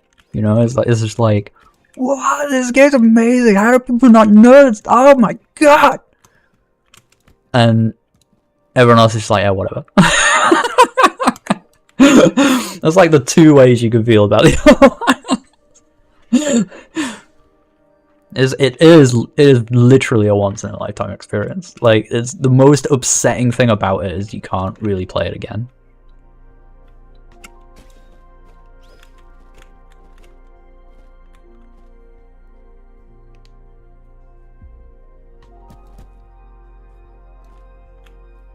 Right, when artists capture lightning in a bottle, do they realize it at the time? Realizing I'm jumping around the dev room again. I need some sort of like alarm that goes off in the dev room like every 15 seconds and says like, hey, are you just bouncing around in the dev room not doing any work again? I'm like, okay. First of all, we should actually save the...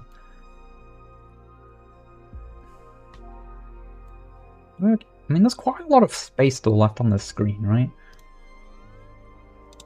I feel like I've constructed this as if it's the screen, but it's like kind of not.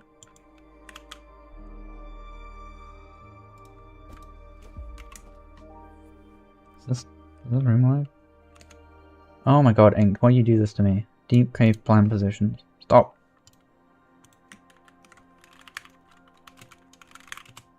Ink Spies my artist, and he's awesome, and I would not be able to make this game the right one, and he's done all kinds of stuff. But every now and again, he puts a stupid debug message in that will trigger every frame and make it impossible for me to read my own debug message. To be fair, I probably do the same thing all the time, but that doesn't affect me, whereas this does affect me, so...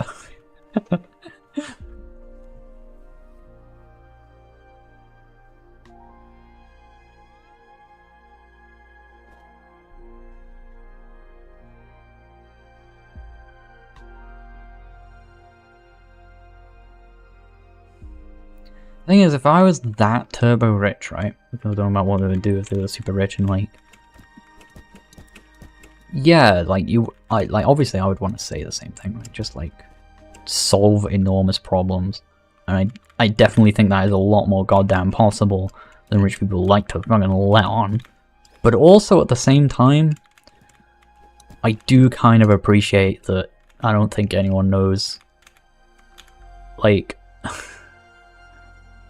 It's such an annoying get out. Like, I'm not using this to give rich people a get out, but it is nonetheless true that I do not know what it is, what actually would be within my power if I had $1 billion. Like, I don't know how that would work, you know? Like, I don't know what the steps are of, like, simply, you know, like, buying all the banks, for example, or whatever the heck, right? Like, I don't know how you practically accomplish these things, and I think there's a lot more in the way. Like, I don't think the number of your bank in your bank is like it's a ton of power, don't get me wrong, it's immeasurable, but like, I think people think it's more infinite than it is. I think there's stuff that would get in your way. I think there are other people who would want the world to remain as it is who would say no. You know, when you go to try and do these things. And I have to appreciate on some level, I just don't know what that is.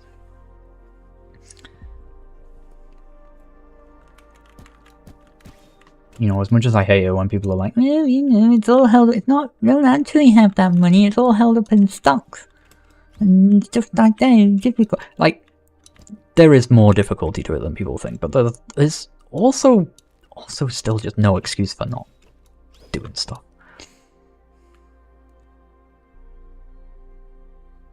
But also just no one should have that power, right?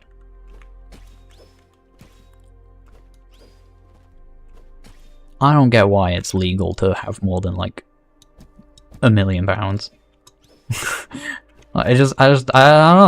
don't get why that's legal. I guess really large companies, I guess, need to be able, like, to function over a certain size, but like also, like, there should be a scope to the size of corporations. So even if you made an exception there, it was just like, okay, well, you know, in order to manage really large-scale organizations, we need to be able to pool a large amount of money in one place. Like, there should still be a cap to that. Like, it's just not right that we just don't put a limit on that, I think. Like, it doesn't make any sense. Like, you just don't need it. It's just not necessary. And, oh, they earned it. Even if they did, like, so what? You shouldn't be able to earn evil. You know? You shouldn't be able to earn you having stuff and other people not having stuff. By you having all this stuff. Like, am I crazy? I don't know. Maybe I'm just insane.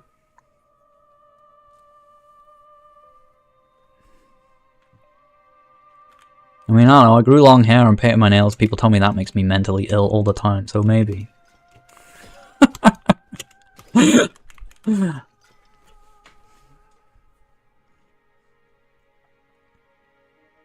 I'm doing it again. The alarm didn't go off. I'm stood in the dev room not doing anything. God damn it. Because I got talking about richness.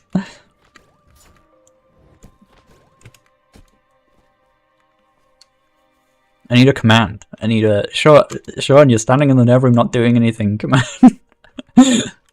Like, plays a sound.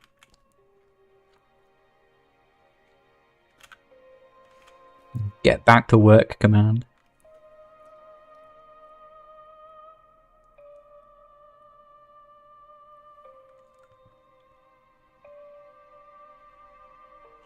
But it goes on forever. It goes on forever.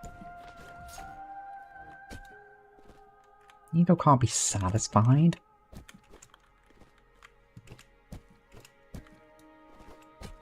Christ, the Buddha worked that out forever ago.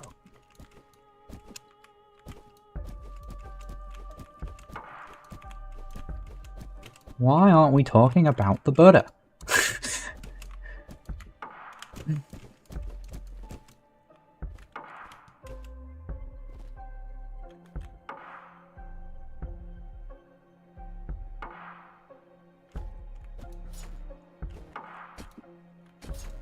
Like, well, I need enough to survive. Well, I need enough to be comfortable. Well, I need enough to be happy and pursue all my desires and be free to do whatever I want. I need enough for my kids and my family and loved ones. I need enough for them to also have enough for their kids and family and loved ones. I need enough to have power over the world in order to fix the world. I need to change the world. I need more. Just never ends.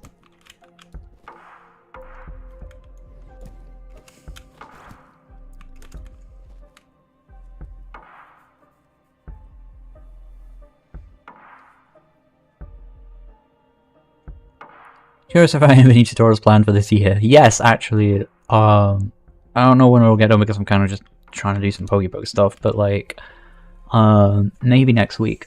We've got the that turn-based RPG battle thing. I at least need to do episode 10. That covers like finishing, you know, like the battles and stuff, because that's kind of an awkward place where I've left it off. So I need to kind of like put a bow on that series. So at least episode 10 and probably a few more just to tie up the loose ends of it. And then I kind of want to go back over a lot of stuff of like making sure all my source code and things still work, because Game Maker's changed a whole bunch. And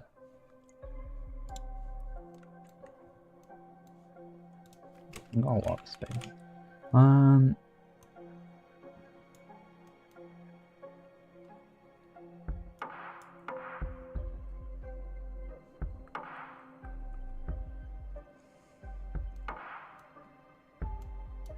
But in terms of like, I don't know, I'm not currently feeling like starting any new big series or anything like that. But I might revisit some of my like beginner stuff. And just sort of do kind of keep things up to date, you know, so that people can still do the important thing of, you know, getting into Game Maker. That seems to be the most value like my channel provides for a lot of people, is like gets them started, gets them going. So I want to make sure that you know is still working in 2024.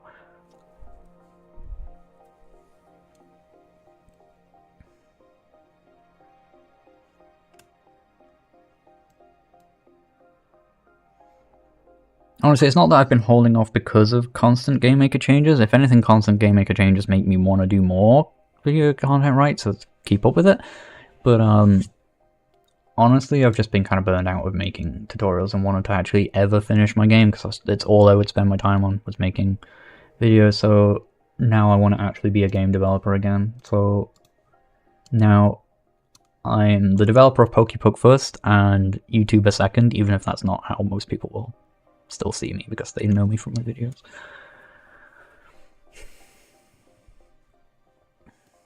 But I think doing this will make me better at the whole tutorial side of it as well. Or I'm making tutorials so we can make the tutorials. You know, I thought about that sometimes. I'm really not. I don't know. I don't really have to think about what would go into that.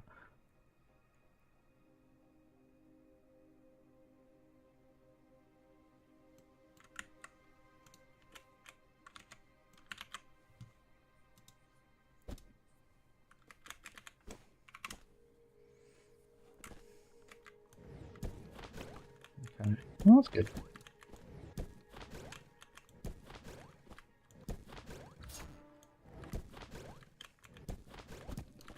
I want this to be a sort of like playgroundy transitional room. We could put a gem in it somewhere if we really wanted.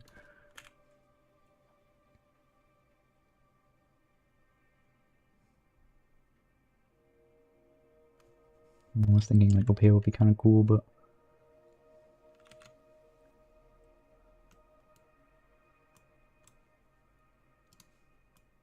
I kind of want to keep that 2 thickness.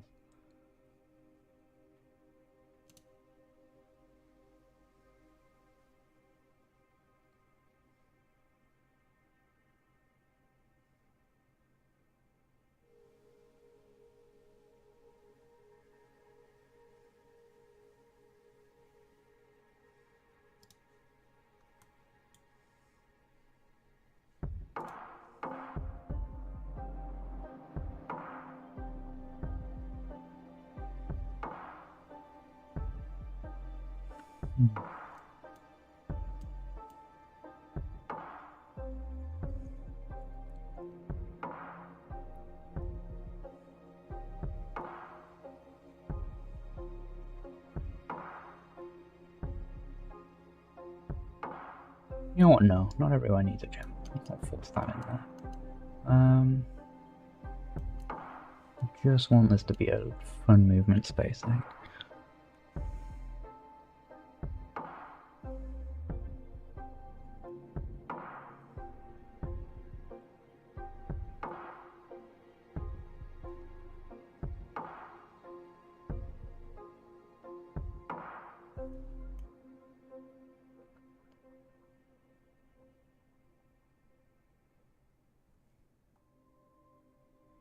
Make fake ghost floors or walls that make it feel as if you can't.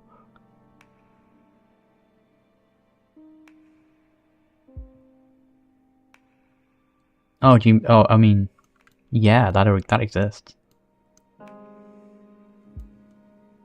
Fake walls and hidden secret stuff. Yeah, we got loads of that.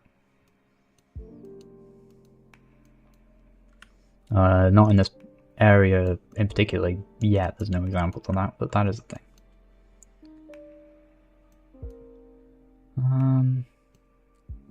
What's this doing here?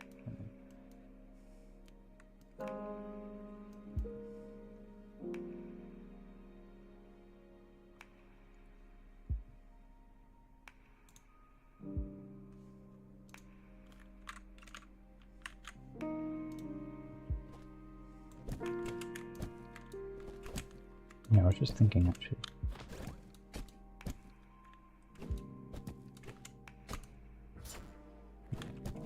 A bit more relevant. Or you would just land there, which is like fine, but not as cool. Probably still can at the right angle. Yeah, just. But that's okay.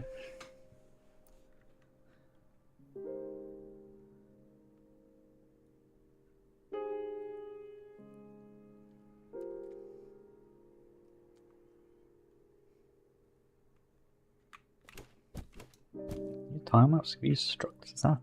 I don't mean, I do time-lapse all the time, so I guess I must have already adapted that. Just this bit boring. I'm gonna get you up here in a more interesting way, maybe.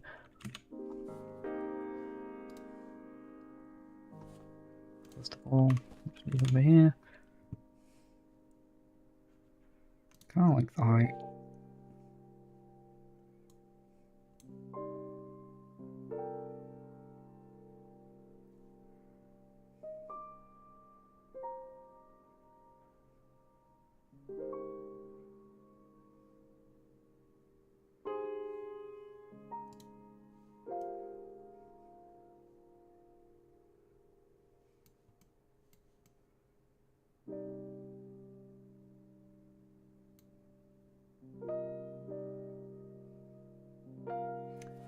Could be interesting.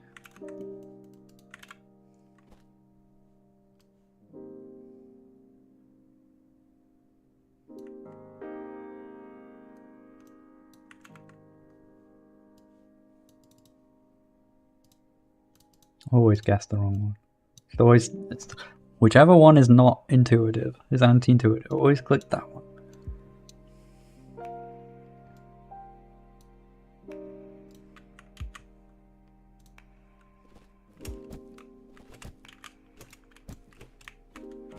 That's interesting. You can also do that. I thought about putting them together. I was like, oh, you could have to do that, but it might just be a bit annoying to work out.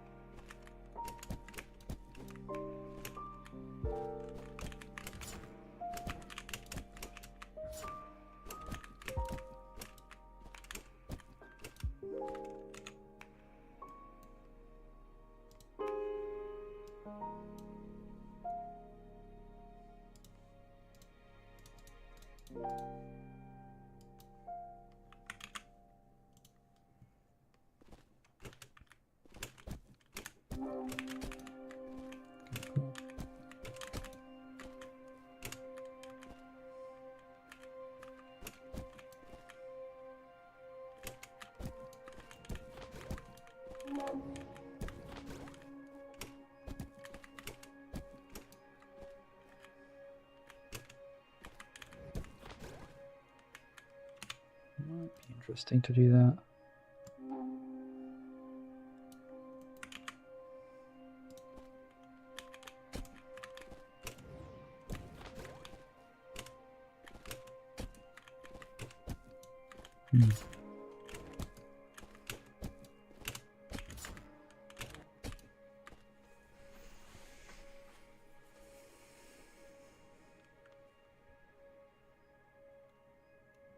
No one currently says okie dokie in Pokemon.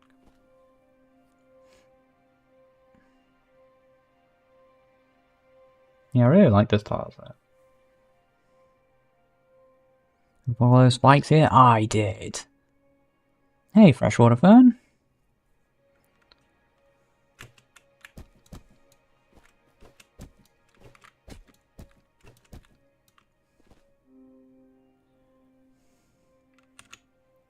Too much physical space up here.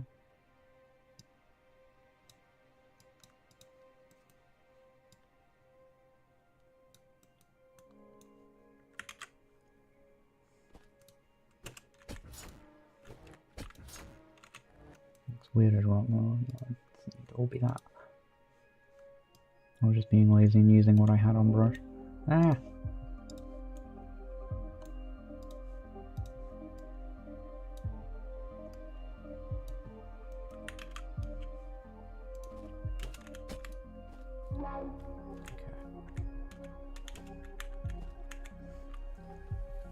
It always looks a bit weird when it's just along in a straight line like that, but that's something for another time. It looks a little bit artificial, which is okay when in other areas. I think in this cave I kind of want things to feel a little bit more natural. Naturally.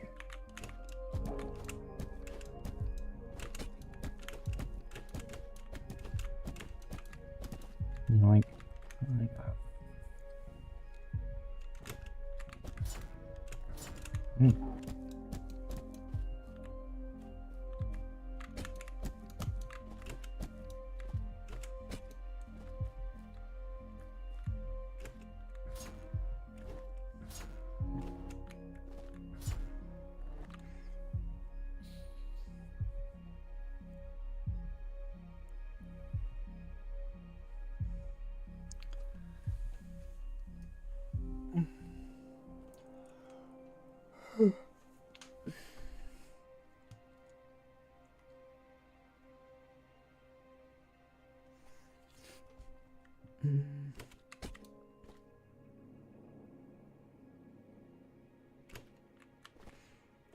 I don't know. It feels very tempting to just stick a purple gem randomly in the middle of here, but I suppose if I really need the dialogue, I could do that.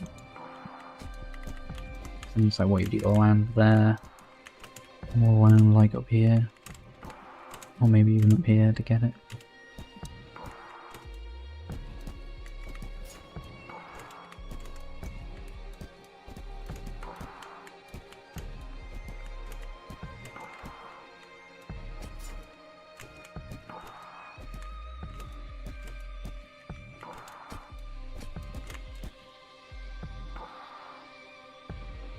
I think I know what I'd quite like to do up here now, actually.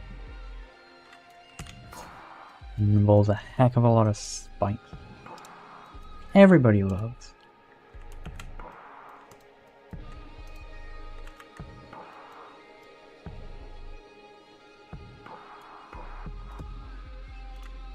Use this object though, I think.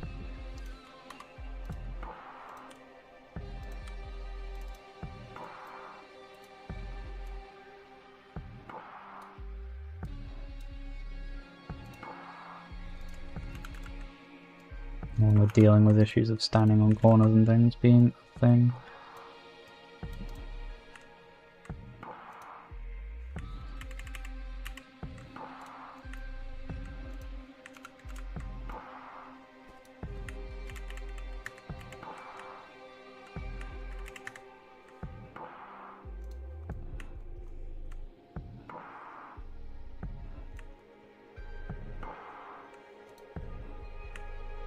This corner's quite hard to get those into.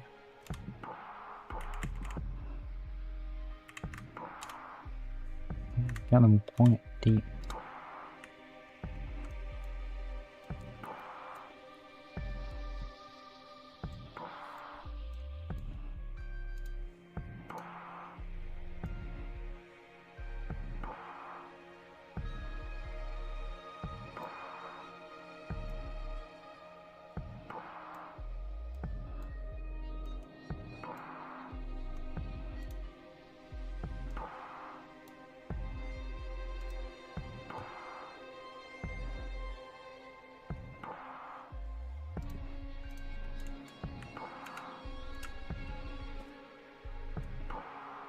Where it used to feel like it always pasted in the top left over here, but I don't know. It's so random where the pasted thing ends up these days. I just don't know how it makes that choice.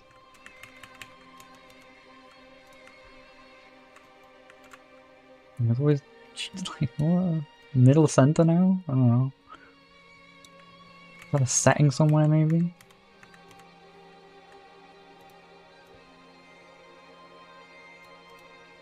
Z-Star? Yeah, I can see that.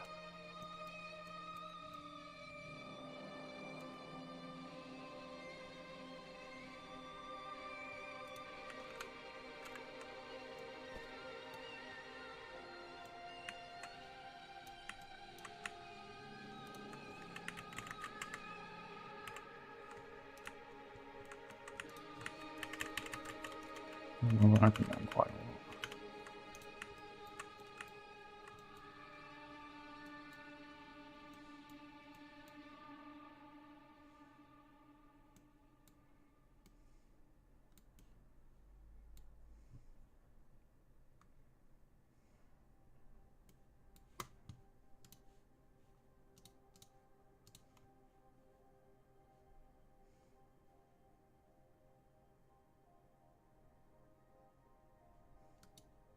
Is that possible? Let's find out.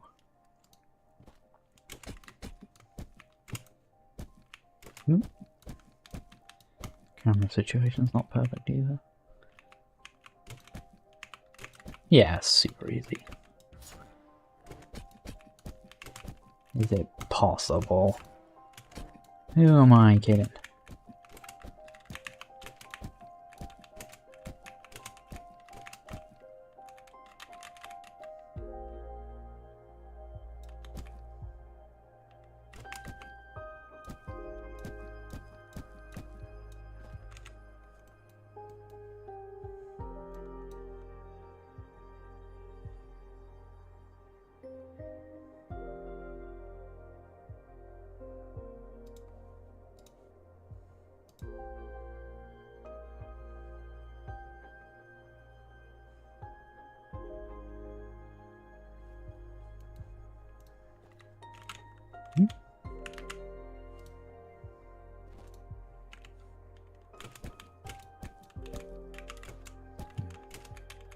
How would I prevent that? Or I wouldn't from there. Like, where would this allow me to get to? Not much further. Yeah, I can pretty much reach all the same distances.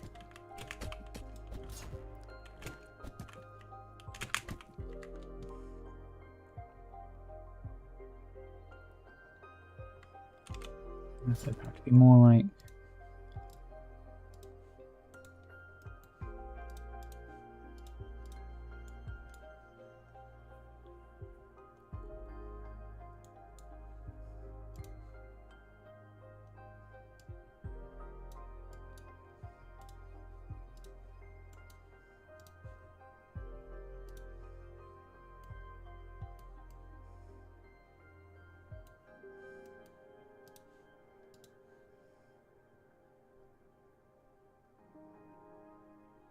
Yeah, I mean that's good. Yeah, okay, I mean I've never actually done a route setting in a climbing gym, but a lot of the game and what I'm trying to do is inspired by like climbing routes, you know?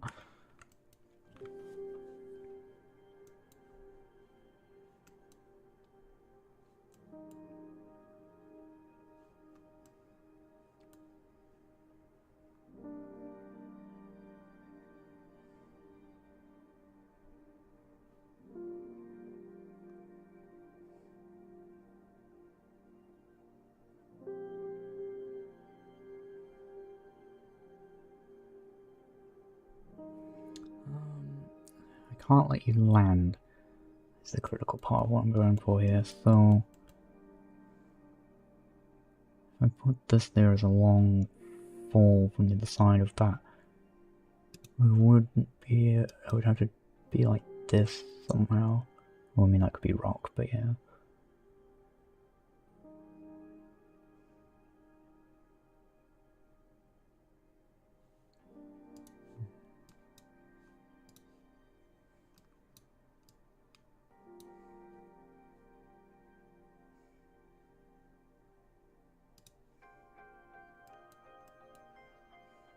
Too much? Like not enough.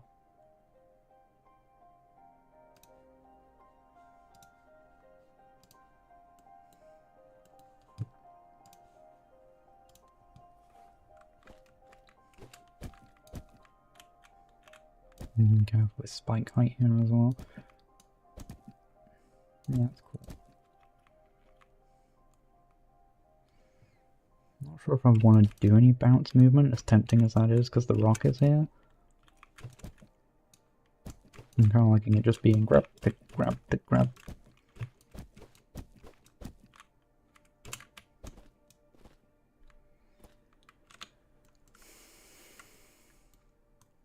The idea fundamentally being, I do one of these.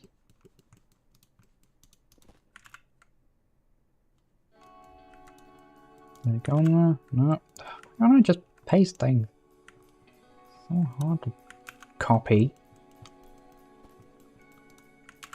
Paste. And when it seems to save and reload the room when I just copy something, which is not doing anything to the project.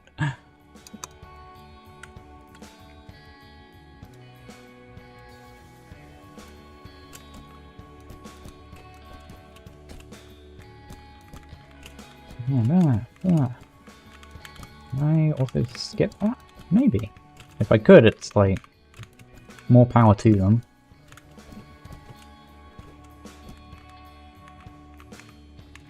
Oh, I mean, I could definitely, obviously, be doing things like that. That exists.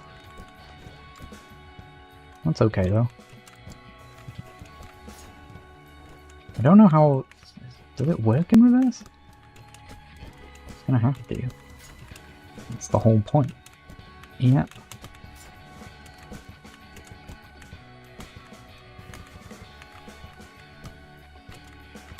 Yeah, okay, yeah, it's fine.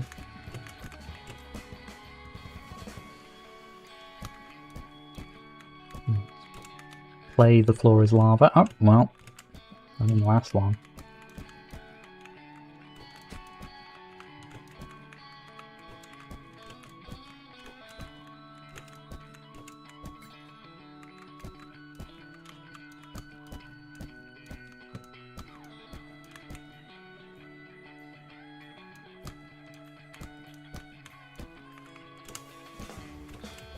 Nice, that's quite cool.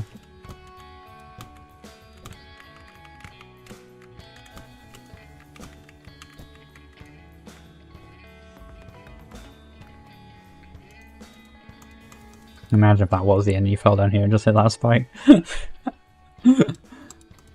Devastating. Yeah, we'll have to account for that.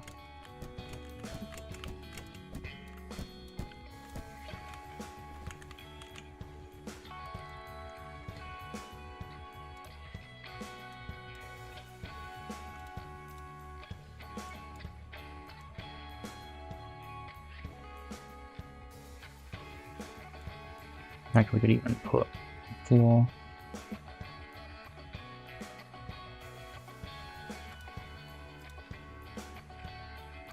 cool as it kind of feels to drop down through a thing, depending.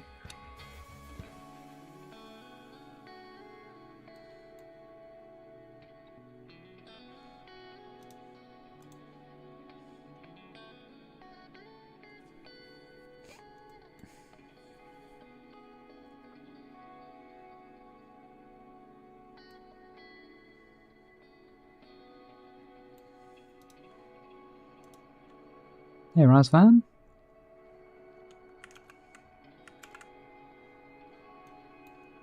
That's not what I copied!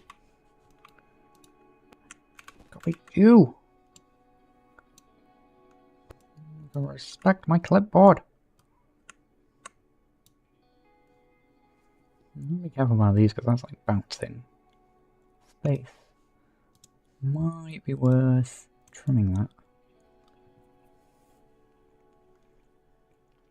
I mean, I know you can do spike bouncing as well, but that's harder. Thanks, Booksnell. There's still issues with it, but yeah, it does accomplish most of my goals.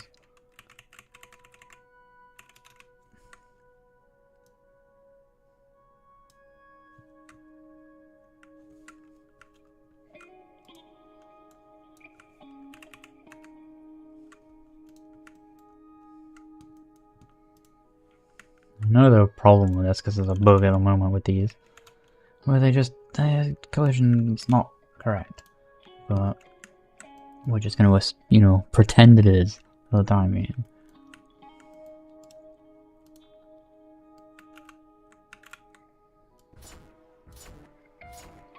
Uh-oh. Oh yeah. Nah.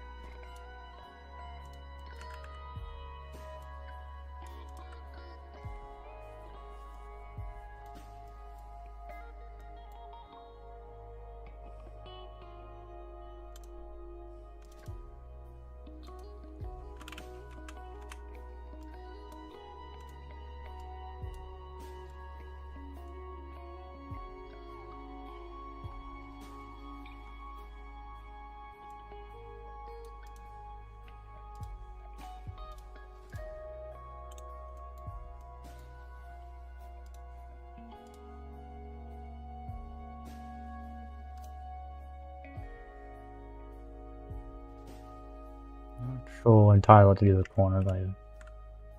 There's a vague chance you'd be able to land there. Even in spite of the collision stuff we just talked about. I'm like, but I always think it looks weird when they, like, that doesn't look right to me somehow. Maybe this looks better? Functional. Doesn't have to look good for now. Hey, Katsu Dev? That's a cool name. Just rolls off the tongue now. Katsu Dev. I like it. Thanks for the follow. Named after a very delicious type of curry. Oh yeah, this actually doesn't even do what I want. This much space.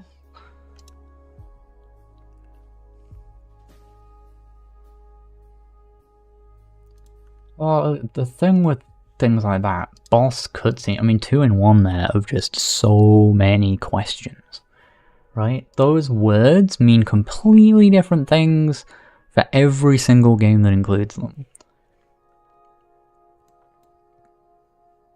So, like,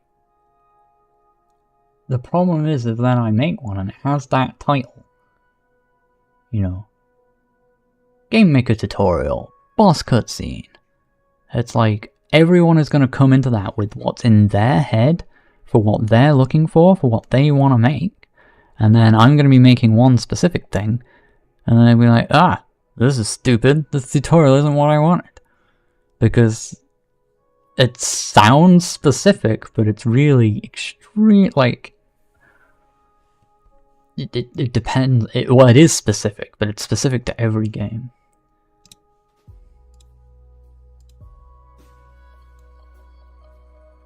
You'll go into it being like, oh, I want to make like a boss cutscene, you know, like what games have. I was like, well, what do you mean? If we want to think about that, they just Google and then get upset when the video doesn't match what they wanted.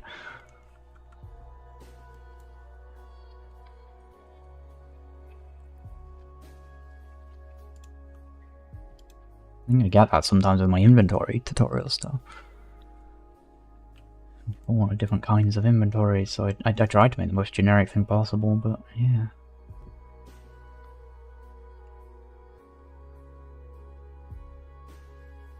It feels weird going over it. I don't know what. I don't really know what the camera should do. I think it should be like a vertical transition between like. Yeah. think about that later. I assume we'll have like a vertical moving camera here.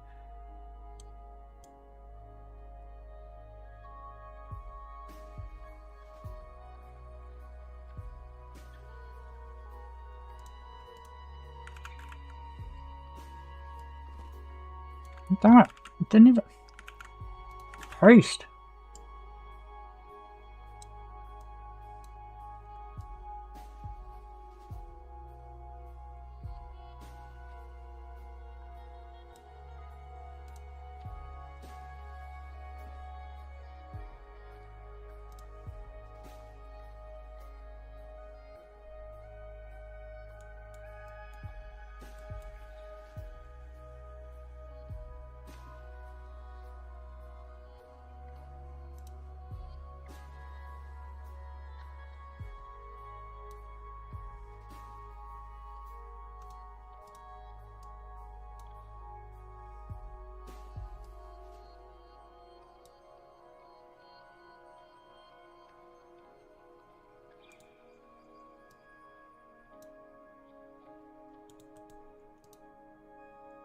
Should be okay. We'll find out.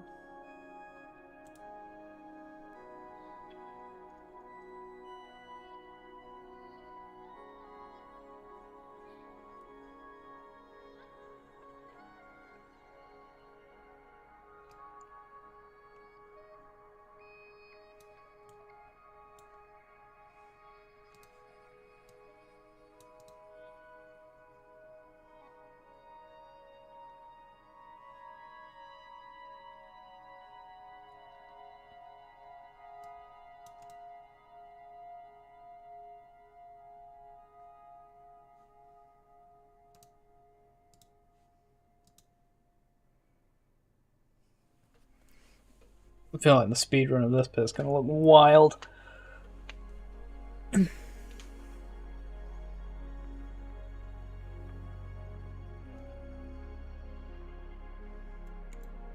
Even cutscene system tutorial I think is too specific. Like, I don't know, like, do you mean something that like seizes control of everything and then moves things around, just shows dialogue? Like, I don't know, I feel like cutscene means a different thing in every single game. Something that just cuts to a video, you know, like...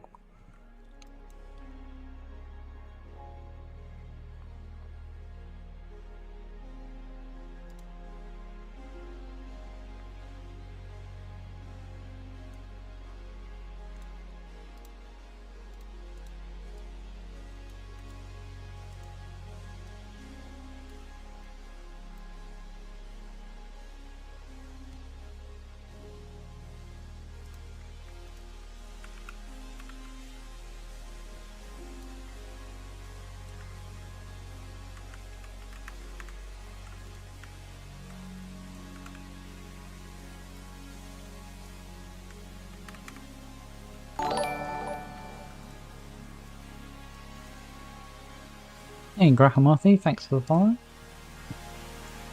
And anyone else I've missed? I didn't follow, they subscribed. Subscription. On ELD YouTubes.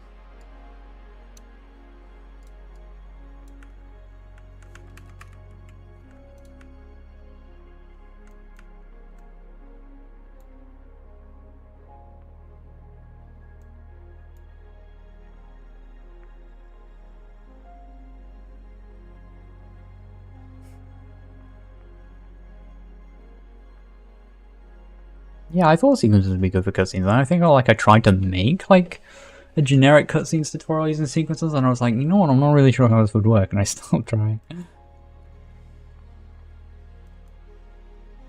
Like in a generic way? Yeah, I don't know, it's weird.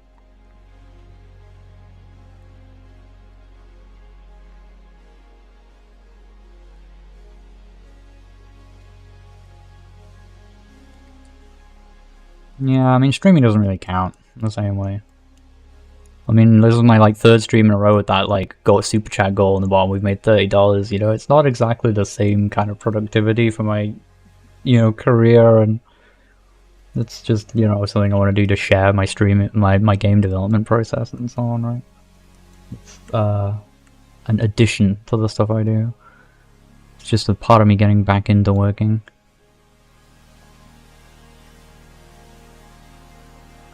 There'll be videos some point soon.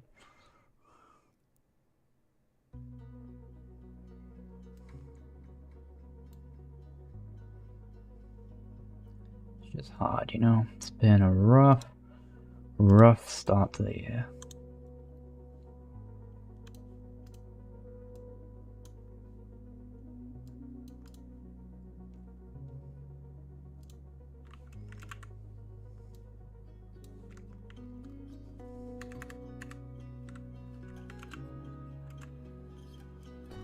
Realizing, you know, I definitely stand there, right? That's just how these blocks work. It's like literally that tile. And these just have too much cut off the corner.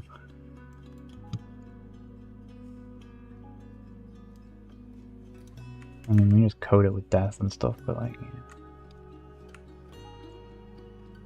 I don't feel good.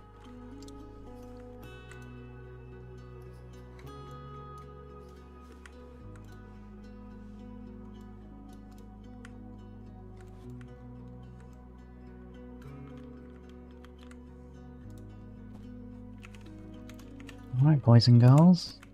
Boy girls, girl boys. Everything else. Let's see if we can do this. I keep hitting my head immediately. I just keep being convinced I should be able to do that, and then just can't.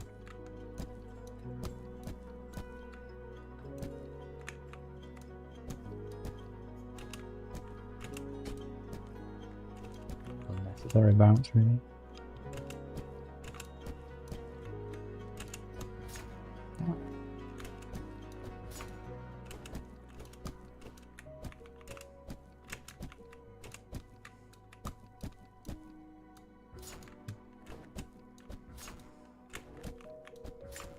Damn it!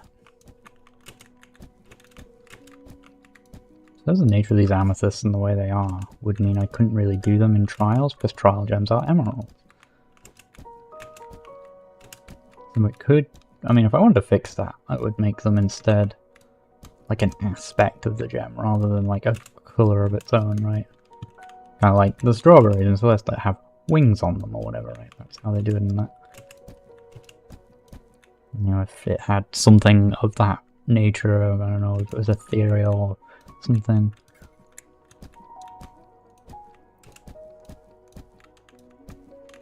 I had the urge to keep going that way. Maybe, I don't know if that's a problem or not.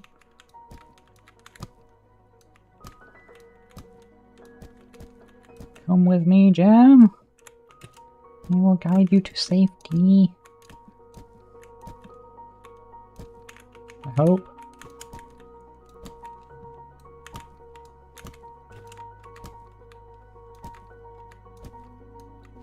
Yeah.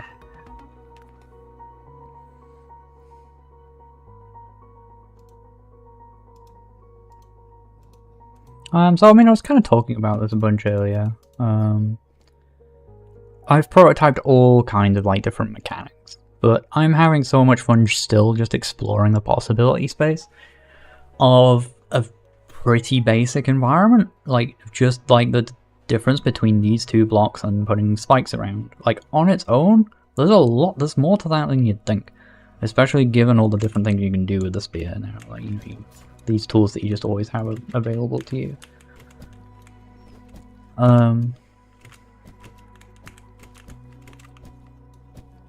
So like, yeah, there's a whole bunch of like little interesting environmental mechanics and stuff like that, but they're not really gonna start showing up until I'm satisfied that, like, you know, I've done what I can with what I've got. There are some things, obviously there's things like the crumble blocks and like the shatter blocks, I think I call them. Crumble versus shatter, I guess the two ways in which they break.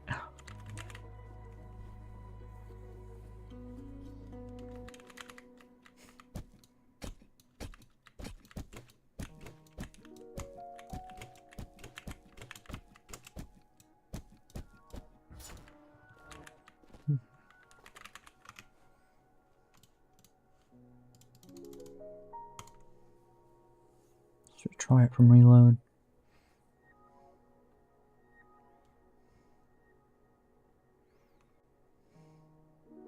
Yeah, I don't know about the like types as well specifically, because that would be like a whole thing in and of itself. There's so much just tied into like color identity and so on for just these two different things. Like all the other different item mechanics still lean on it, of just like, yeah, it does this thing, like this breaks apart and stuff, but it's still rock, you know, it still behaves like rock does.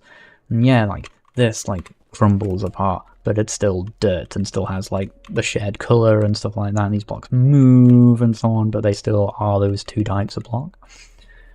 So I don't know if I need it. Like, I don't know if I ever do a sequel, which I probably goddamn never will, I'm not gonna lie. Like, I just want to get what's in my head about this game out and then be done with it. But unfortunately doing that is going to take a while, because it turns out these two things actually let you do loads of stuff. But yeah, I mean, there's this, I guess this is sort of a type of block, but the interesting thing is it's actually not, right? So you stab these, it gives you power, lets you do stuff. It's just an addition on top of these two things. So it's like it takes the rules you know of just like dirt block you can grab and block you can bounce off, and changes, you know, mixes up what that means. And so like when I'm adding new stuff, I'm more thinking about doing things like that than I am like a new fundamental type of block. If that makes sense. There's like conveyor versions as well, and that's the same. Like, you know, I mean, putting conveyor on like a wall surface is like a rock surface is probably not something that really has much meaning, because all it would do is carry the player if they were stood on it. But it's still an interesting mix of both the grabbable surface.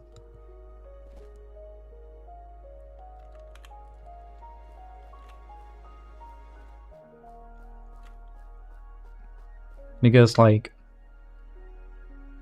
yeah, the more I've been thinking about it, because we've been talking about it a bunch today, I think like dirt and rock is like a really fundamental part of the game. I could make that a game pillar, you know, like of just exploring these two, like the relationship between these two ideas. What are the surface you can grab and the surface that you cannot, and what the differences between them are.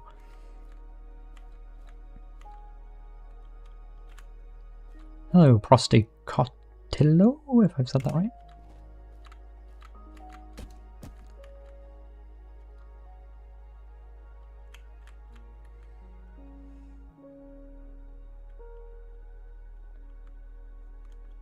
Yeah, so every ability your character has is available right from the start of the game as well. I mean, that's kind of a core pillar of the game as well, is that like you never, there's no upgrade, like you have everything from the get-go. It's still technically slightly untrue in the way I'm teaching the game, so we cheat a little by not letting you throw until you've just climbed out of the first pit. But it's sort of very silently unlocked. There's no like, you can throw now. It's just like until you get the tutorial that teaches you how to do it, you can't do it. The only reason for that is because people will sometimes like not pay any attention to any of the tutorialization, and it all misses them, and they'll just be like just mashing buttons, and they'll press the throw button before they press the stab button and be like, oh, you can do this? Oh, that's how you climb, and that's how you get out, and that's how you play the game. And they never learn the most basic aspect of the game, which is like grabbing on the things, and then they just get stuck somewhere and quit because they can't play the game properly. So we restrict that until like you understand this exists, and then you're ready to know that this exists very, very, very early on, like you know, like very shortly after you get the spear. But once you've got that, like that's it. Like, you know, you can throw it, like you're immediate, like you don't unlock the ability to do the super vault, you can already do that.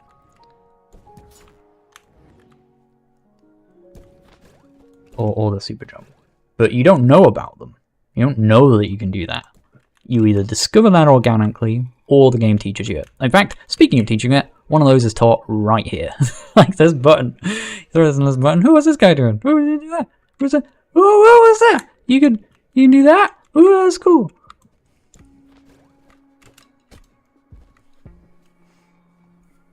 Animation. So I played the demo recently and had a blast. Great job. I'm really excited to play every single corner of it once it's finished. That's awesome. Thank you so much. Like, I don't know. Yeah, I don't know. I feel quite empowered recently. Like, just like a lot of feedback and stuff on the demo has been really positive. And even the feedback that's not been positive, a lot of it feels like stuff I can work with and stuff I can try and like actually deal with. Not all of it. There are some cursed design problems in this game where I'm a bit like, God damn, that's just always going to be a bit weird for people, but that's just the nature of making video games. And I don't know, feeling good about it. Checkpoint there. Definitely needs that.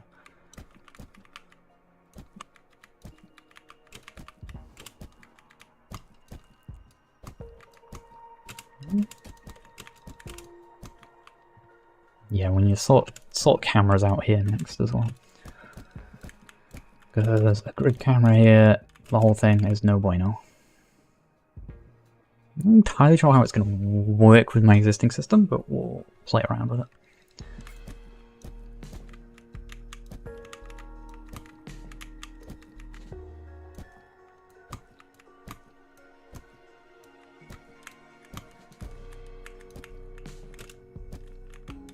I feel like there should be like a little trace of sparkles being left by the... You feel like you're carrying something precious, you know?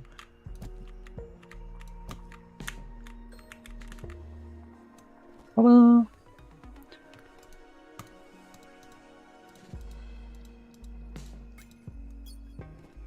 Also just maybe a bit more attention drawn there.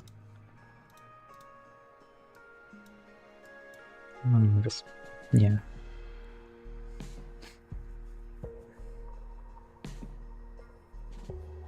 My spearheading this game development, I guess you could say that.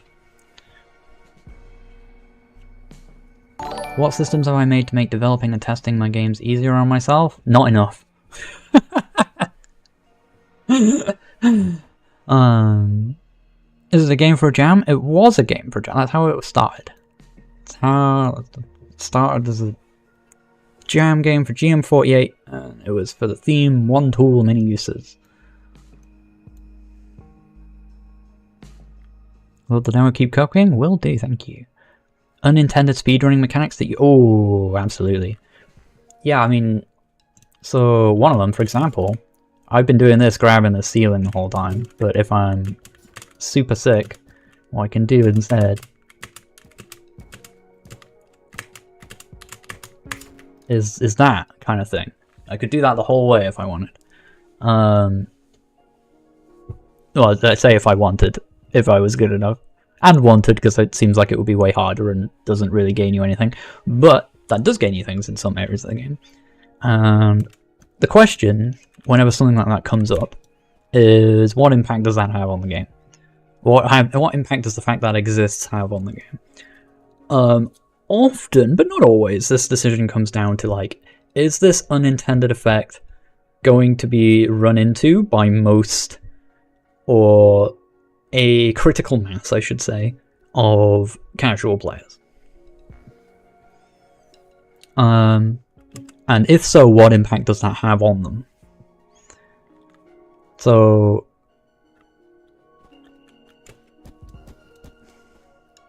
And also just like, what's the scope of it in some regards? So like in the jam game, Spear used to like we prevent it going too far inside the wall. You see how it's kind of like on the left of the player here? When I go up to the wall, it's kind of like a little bit inside me. So like here it's like really definitely on my left. Here it's like a little in me. It's because I'm stopping it from going inside the wall. Because it used to be able to do that, and you could point like at the right angle, stab, and it would like resolve the stab as being like up here. And it would like slingshot your character into the air, which was really, really funny and cool as a thing for the original jam game. And so that eventually went because it distorts the nature of the game just so much, even though it's like, and it also is like not that hard to do, not that hard to actually stumble into and discover and so on, right? It's the thing that just sort of happens, and it was just like a really buggy, weird effect. Breaks all the idea and so on of the game, and just as cool as it was as a speedrunning thing in that jam game. So yeah, that sort of thing went. Things like this though, it's actually easier to do now than it was for various buffer reasons. Because you can kind of press it early, even though I'm not demonstrating that very well. like that. Like, that's really hard to do. Most casual players are never going to realize you can do that, and if they do, they'll be like, oh, I wonder if I could use that, probably give up on it. And it doesn't really feel like a bug as such, it just feels like this, like, expert level technique. And so it wasn't intended at all. It's just a consequence of how I built the game. And as a result of that, I can be like, okay, that's cool that that exists, and I can even build things around it and incorporate that into the idea of the game. I have to be very careful with that because it is an extremely difficult technique and is really going to only appeal to very high level players, but is something that can exist and I can be mindful of. So, you know, that sort of thing can stay and is cool. There's a lot of other examples, but it, yeah, basically sort of comes down to, like, you know, what does it mean for the game that this exists? Just because it's not intended doesn't mean it's, like, a bad thing, and doesn't mean it's not got, like, value to people, even if it's weird. So there is something you can do, and I'm not going to be able to really show you it, because I'm not good at doing it. People discovered this thing. I can maybe find it on the Discord.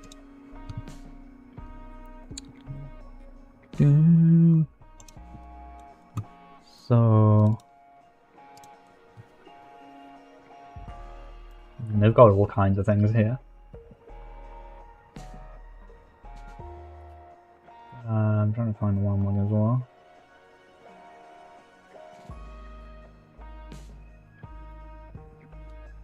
There might be a whole bunch of new things I don't even know about yet. Not nice. Yeah.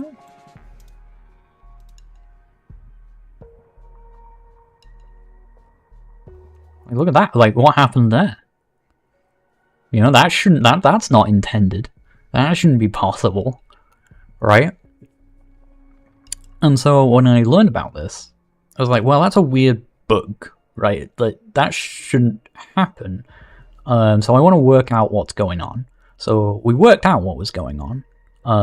You know, we worked out exactly why that happens. I could now fix that pretty trivially if I wanted to.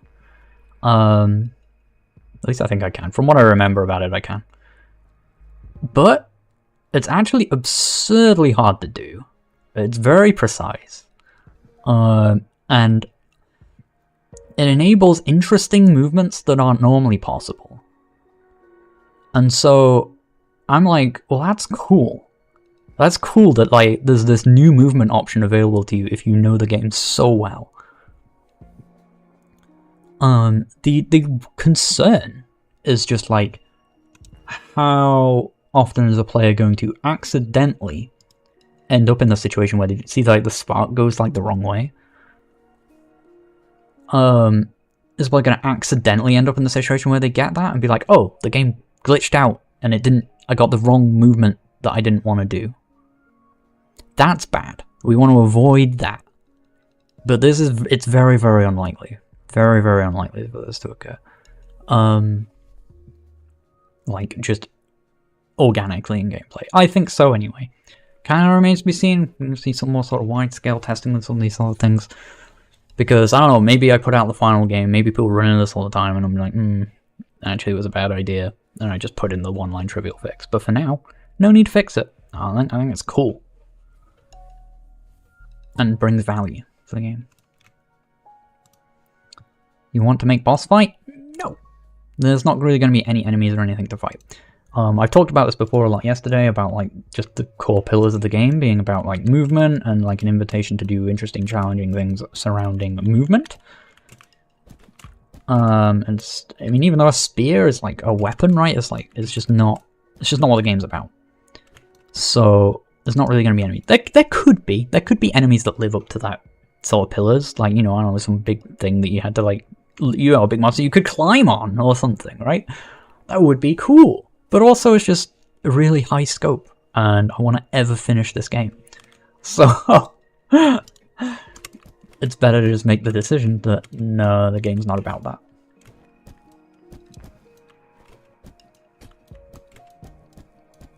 And it's just not about fighting and overcoming. But even that idea, like, the game is just not about, like, conflict with other beings. It's about conflict with yourself and the world, you know? About overcoming interesting challenges and supporting one another and doing that. That's all the gems are about, you know? They all talk to you and encourage you, and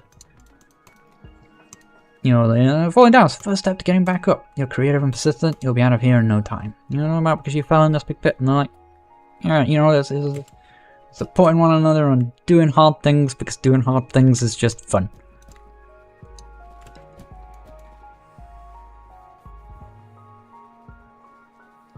Am I going to make an tutorial? I feel like this is just the same question you were asking. I don't know.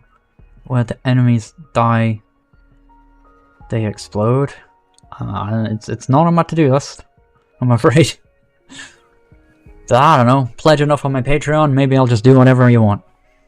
I can be bought. I'm for sale. Sure, why not? Donate $2,000, I'll make that tutorial. I mean, for real, I would totally do that. This is like semi-impossible to answer, but how close would I say Pokepok is to being complete? Far. It is far from being complete. It is not coming out. It's not coming out this year. But I am hopeful in the back of my head that, like, maybe early next year. Maybe. That's like my most optimistic guess. But, like, I just don't know. Like, this is the biggest game I've ever made. And so it's just like, I don't have, like, the ability to estimate well enough. Like, even if I had made games like this before, it'd still be impossible to guess with a lot of these types of things, but, like, especially just for someone of my, like, experience with this type of thing. Any advice for writing a game story? Every time I sit down to write it, it becomes something different. I like thinking about this. So I've been thinking about this with Pokepok, where, like, yeah, like, something you gotta realize, right? And I mean, I don't know, maybe I'm getting wanky and philosophical here, but, like, you kind of die all the time. Alright? No one is the same person from moment to moment, right? By the time I finish this sentence, I'm a different person to the person I was when I started the sentence, in all manner of different ways, right? And I promise this really pretentious philosophical nonsense is going somewhere. If you bear that in mind, something that happens with creative work, and especially happens to me a lot, is I'll work on something for a while and kind of like trying to discover what it is and that kind of thing, and what I love about it and what I'm trying to communicate with it. And then one of the reasons I lose interest in projects is because I change. The things I'm interested in and care about and think are cool and interesting change. And it can be hard to get back to whoever that person was who was, like, really interested in the thing at the time. It's one of the reasons why momentum is so important on your projects. One of the many reasons. Just to always be, like, not going fast as such, but, like, just always be going. Keep your head in the game. I don't know a good solution to this, honestly. Like, the best I can think to say is, like, knowing your game's pillars really well, or knowing your story's pillars really well, like, knowing what it is about. Write down somewhere, like, what it is about, like, what the key idea of your story or game is. And, you know, in a detailed way that you understand, but also maybe in both. Maybe in a detailed way and also in a concise way, so you can look at it and be like, this is what the game is about. The reason to do that is because then, when you start veering off, and maybe your brain pulls you in different directions and you're trying to do something like, oh, this isn't really the same thing as this, but I'm enjoying this, but this is what I was trying to do. If you're in that position, you go back to your pillars, and you're like, this is what I'm trying to make. So if you're making something different from that, stop doing that and go back to what you were doing in order to finish the thing. Or if you genuinely just believe that the new thing is better, then you've also got to go change all the other stuff that doesn't match it, right? I feel stuck right now because I'm talking to you guys instead of working on the game. But that's okay. I like that about these streams. And I have the rest of the week when I'm not streaming to actually really sit down and do lots of work, so I don't mind getting distracted too much. But I do notice it. Do you ever feel stuck while working on a specific element of your game, like feeling as if you hit a wall and don't know how to proceed? If so, advice on how to get out of it and get stuff done. On a specific element of the game? I don't know. So I guess I've had a bit of for a whole host of reasons. It's kind of more than just this, but I'll use it as the example anyway. Like, I had trouble getting going again with what I'm even doing now, which is working on like content and new areas of the game. I've been doing a lot of coding and refining of stuff, and I've just got this whole huge plate of content left to make in the game. I've got so many more areas left to build, and I'm a bit like, I don't know where to start. I don't know what to do, and so I put it off. I'm just like, it's hard to approach a problem when it's open-ended. It is for me, especially with ADHD. Like, I cannot, like, I really struggle with open-ended, like, problem solving, you know, like, unless there's a very clear, explicit set of instructions of this, I can really struggle. There's something about, like, game development where it feels like it does so much in it that I can bounce around so much, and I just sort of build in a very chaotic way that ends up working for me. But it does make it very hard to just, like, to get through certain tasks when I don't know how to approach them.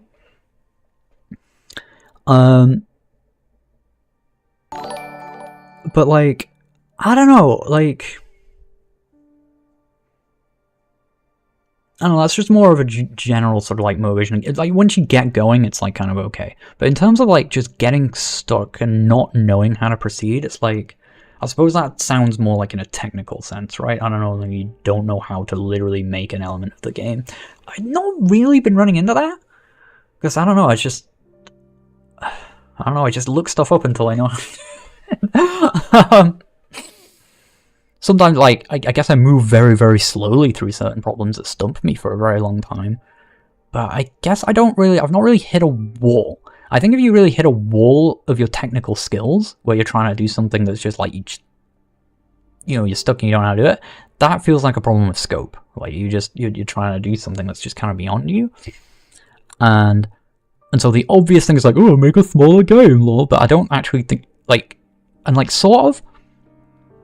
But I think you need to, like, try and break down whatever that thing that got you stuck is. Because there's probably something interesting to you that you want to make and just don't know how to do it. But, like, start breaking down the components of whatever that thing is. And you're just like, oh, how do I get the multiplayer to work or whatever? And it's just like, well, I don't know. Like, maybe the game, you know, I wanted to put, like, 4-player networked multiplayer in this, and just, I just can't really seem to work out how to really start with it. Well, I don't know.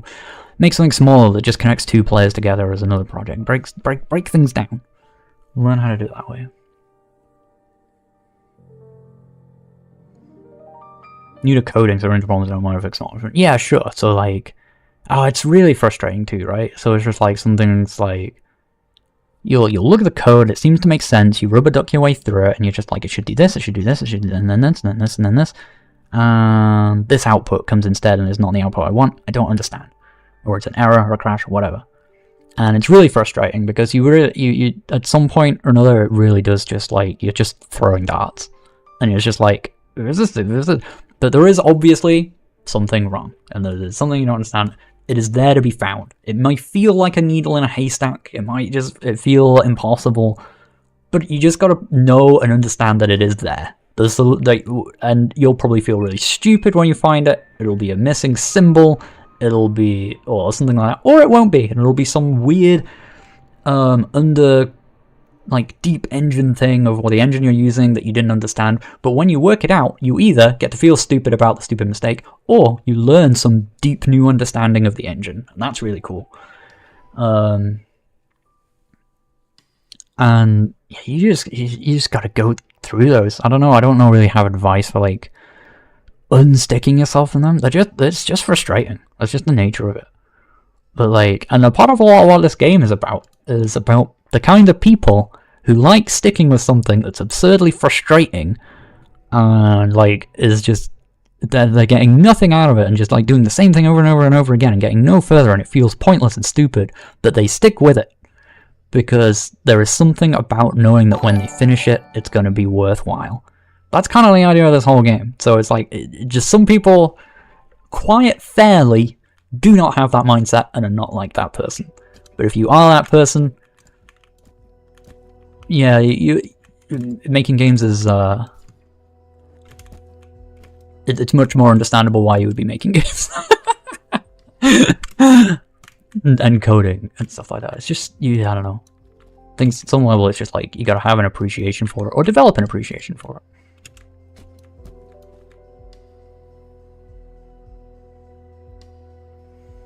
It's a metaphor for a lot of things, this game, but like, it's, you know, it's, I would say, someone asked me to sum up the pillars of Pokepoke the other day.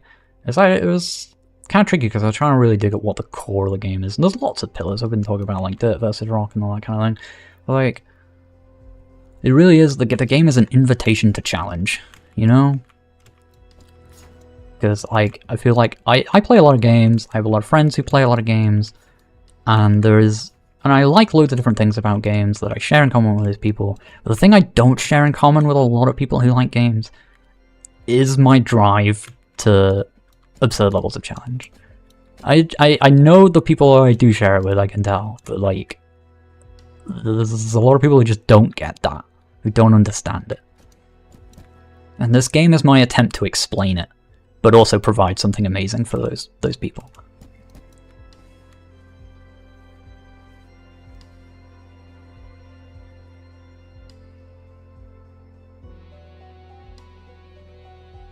Like, like where something like, now if Dark Souls is not really a great example. More something like I Want to Be the Guy or like Rage platformers make something for people like me who like really absurdly difficult things and like the nature of challenge and things like that. It doesn't invite you to play it, really. It just presents you with it, and it's just like, this is either for you or it isn't, and that's cool. And I like that. And the same with like things like Getting Over It is a bit like that. It's just, it's either for you or it isn't. Whereas this, I'm trying to be like, this is what's so cool about that stuff. Let me bring you in. That's the whole, wow, why did my camera just lose a bunch of like coloring? I feel like I just got really grey all of a sudden.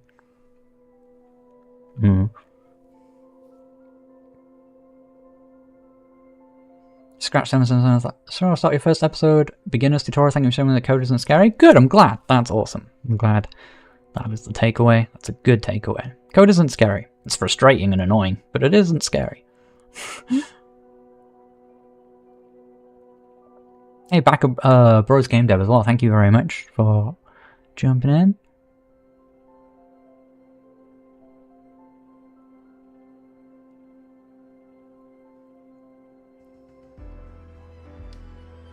Sure, you got some sales for your Strikers DLC. More positive reviews. Awesome. That's sick.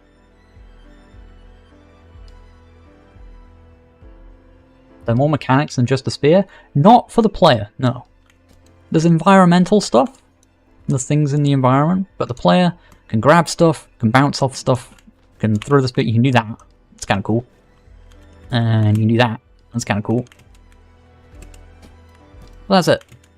And it's how you interact with the world that provides everything else. Oh, all this is very empty.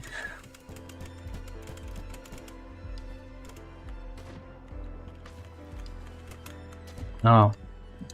While I'm here, here's the reveal for anyone familiar with the game who's like, what's the deal with that big hole in the beach? Wow, that looks really ugly down there. I need to fix the camera. But like, everyone finds this hole and they're like, how do I get down that hole? Well, the purpose of it is you can come back up through it from the deep caverns.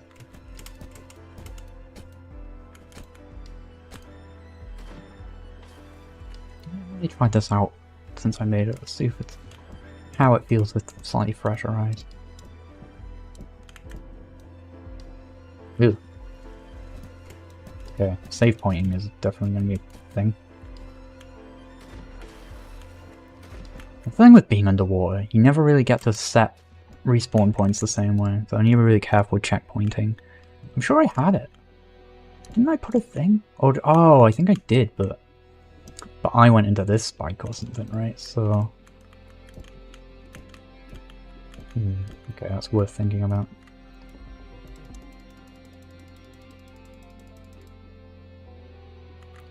Whee!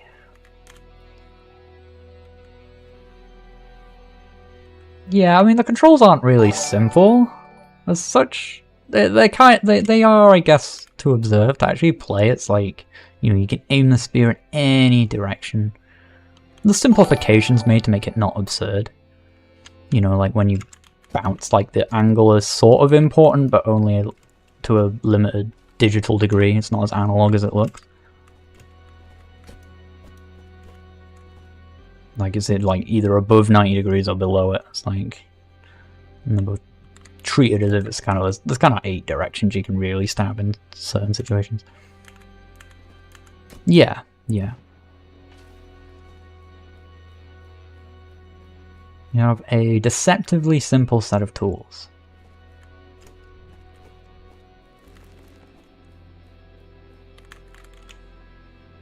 Wrong thing. Let's just close that. Huh.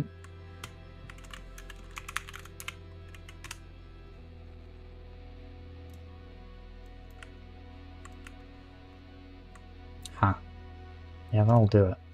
No, I think actually it just makes sense to them. Like, there's no reason to not just like...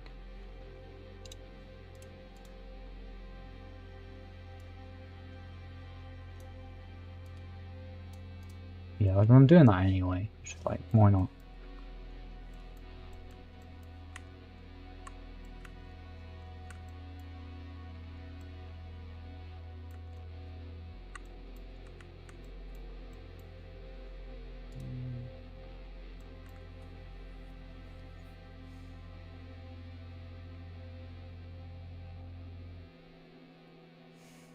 That is like the most well actually thing I've ever heard. Traumatized Edgeworth.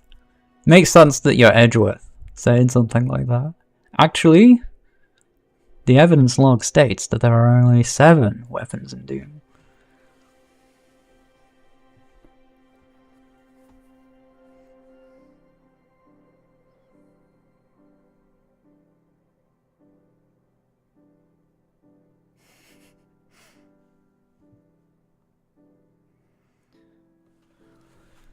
I finally caught your stream. I have to thank you for your YouTube videos. They were the final push in you to start learning how to use GameMaker and most audio from your tutorials, so thank you. Awesome. Thank you so much. Spear skins when? I think about it all the time. But I'm just like, that's very much like a, this is not really adding to the pillars of the game thing. But as much as that would be kind of cool.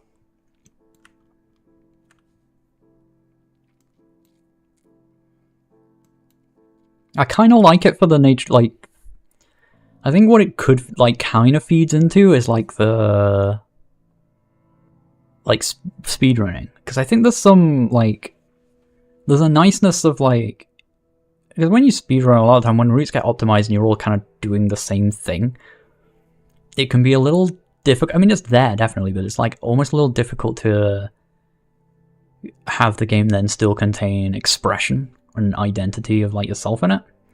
And so it's kind of cool, I think, when I see speedrunners playing games where there is a bit of like character customization, or they'll mod the game or something just to like change the character's sprite color or something. And so there's something nice about giving a little bit of character expression for that specific dimension, but it's probably not going to make the cut.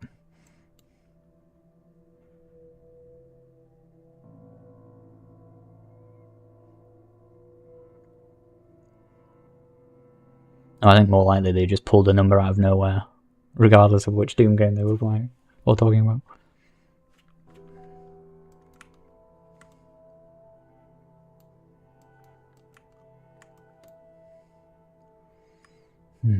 Yeah, this is cool. It's cool as a draft anyway. What do we want to do here?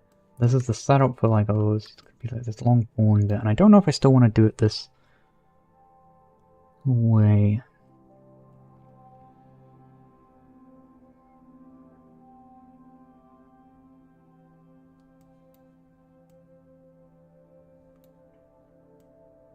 Almost feels like it wants to be a bit more like how the ravine is.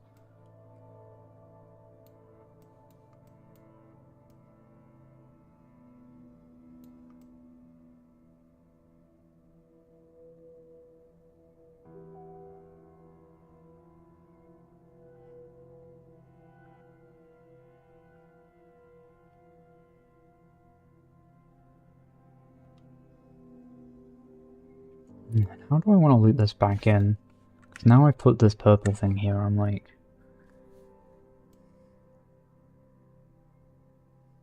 It's also annoyingly unguaranteed. Like, it's a good idea of the purple gem tutorial, but like, its positioning is still not super ideal.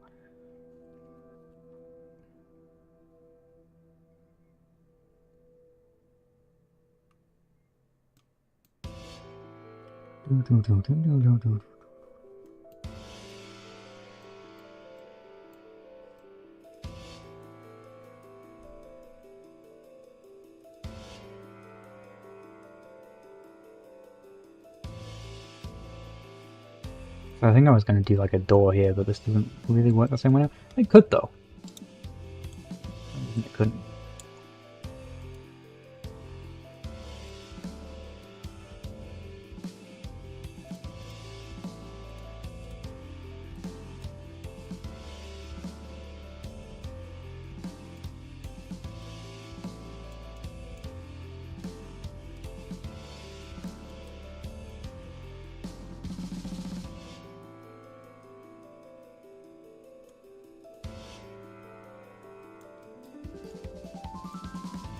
Be the kind of idea there.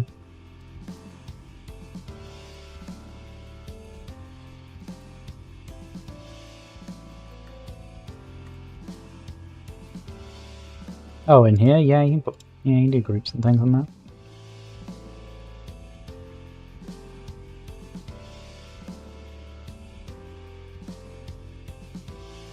Might be a bit of an advanced question, but if I'm understanding correctly, this is all one single room, but it clearly only shows individual bits of the player. How does that work? So, yeah, I mean, on a very basic level, if you need a game maker, you can have views. Let me just turn this down a bit, because it's really cool, but a little bit intense for right now. So, yeah, so you can have views. Like, where's the room thing? Should the inspect? Oh, I would have to click on it in here, wouldn't I? So, our deep cameras. Viewports and cameras. So if I scroll up here in the corner, you'll see this like white box, which is like the size of like the view in the room, kind of thing, right? And then I have camera objects and things like that that I use to kind of control where that view is pointing. But even on a very basic level, if you're really new, you can set things up in the IDE, where you can even just pick an object for the view to just follow around. It's basic, it's primitive, and like, you know, if you want to do a fancy camera system and stuff, you got to do your own work. But like, just on a basic level of how that works, and just only shows you know, it doesn't make a big window with all of this in it at once. That's how that works. There's obviously also, my voice is going mad today, I think I'm talking too much. Also considerations of things like, yeah,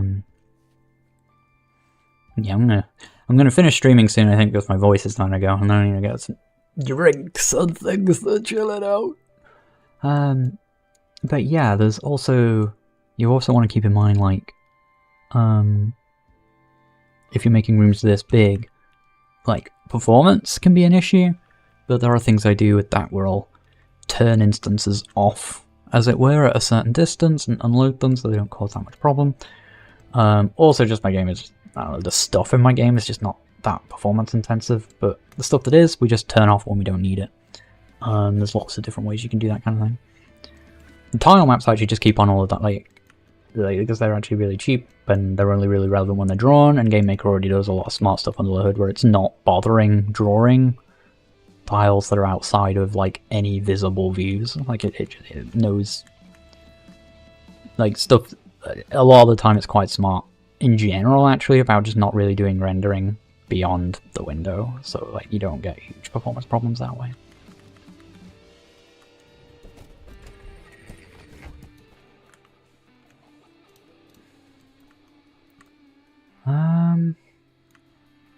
Yeah, I'm just reconsidering the draft structure I had of this. Because it's so long ago that I kind of planned this out. I like what I've done here as a movement on from this. But I think this needs more of a... I might rethink this again before I carry on.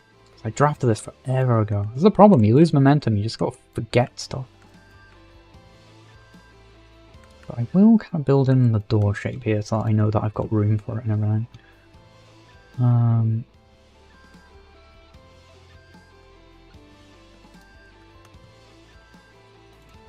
I feel like I've asked Ink to redesign these doors like 100 times, and still something about the way they look I'm just not quite there with yet, and I don't know what it is.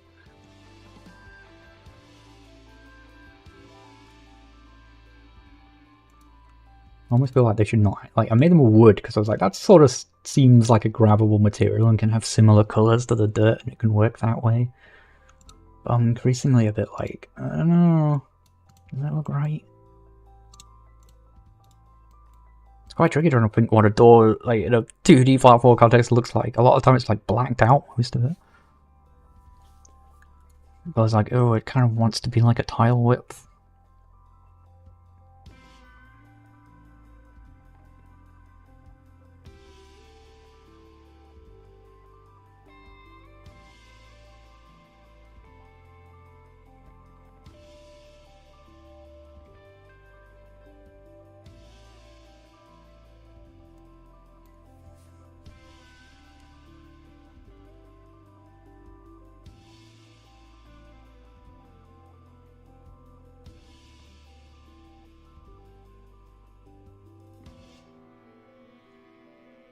I've just had a cool idea. I should write down somewhere.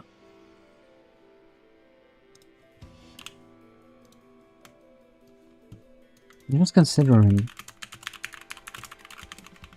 like, there's so many weird issues with doors, like how the way they open and close and stuff like that. And I'm like, it's kind of dynamic and cool that they can do that, but like, do I need them to work that way? Should they actually just be like... Could we have as well, like, doors that are just like energy beams, you know, that like just are on or off?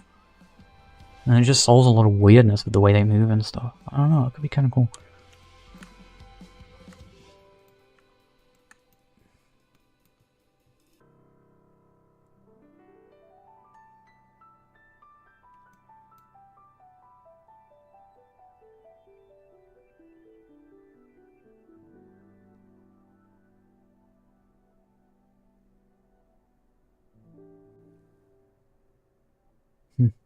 Anyway.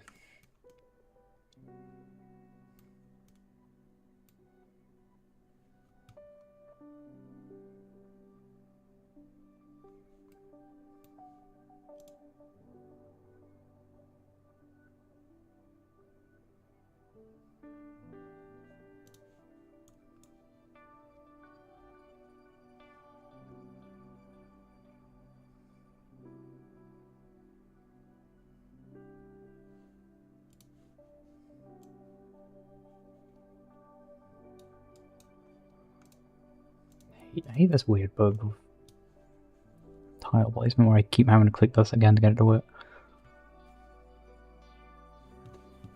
Oh, I can turn this back up now.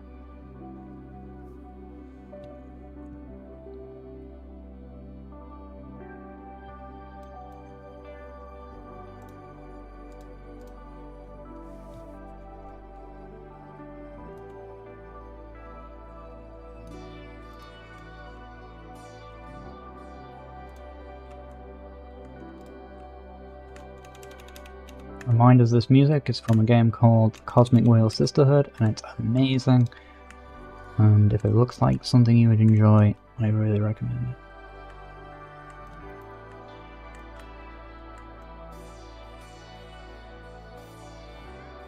I'm doing good, yeah. I think I'm about to wrap up soon. It is 5:30, and my voice is starting to feel strained. I've gone quite a bit. Yeah, it's some good work here. For a stream day. Stream days I usually get like nothing done. I'm usually just talking to you nerds all day.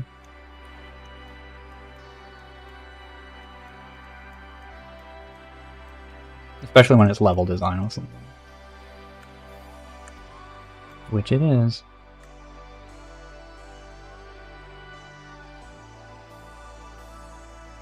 Oh, I'm getting distracted. I was gonna log in the camera and try and sort that out before I ran for it. So, we got grid up till like here. We can...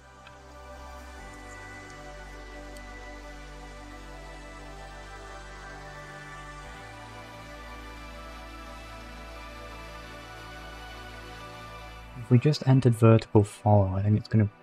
like here. I think it might look weird.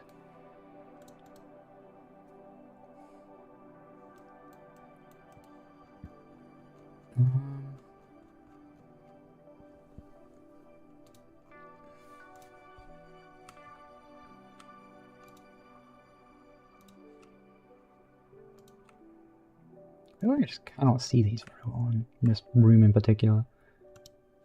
Just because of the nature of the background and so on. The grid mask on especially though. It's useful to see where that is.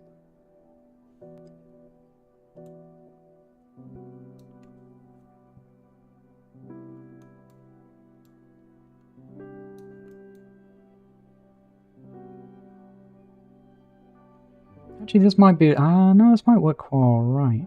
Because this will be kind of below the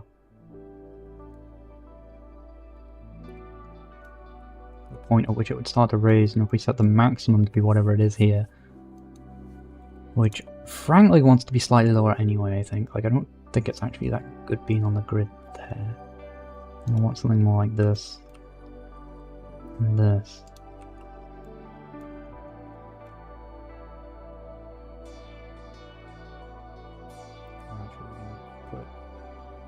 Exactly how we want it, I suppose, like...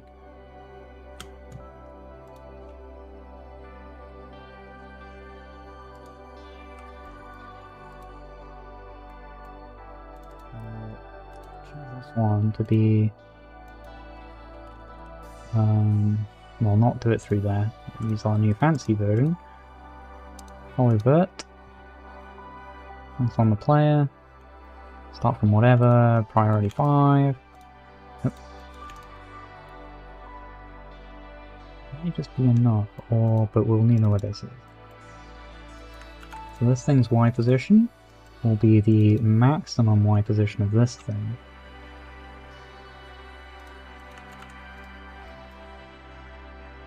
And it doesn't go high enough into here to... yeah, I think this is okay. And then this can be the minimum Y position of this. And then we can just stretch it up really high. See how that behaves. It might not do what I want at all, but we'll see.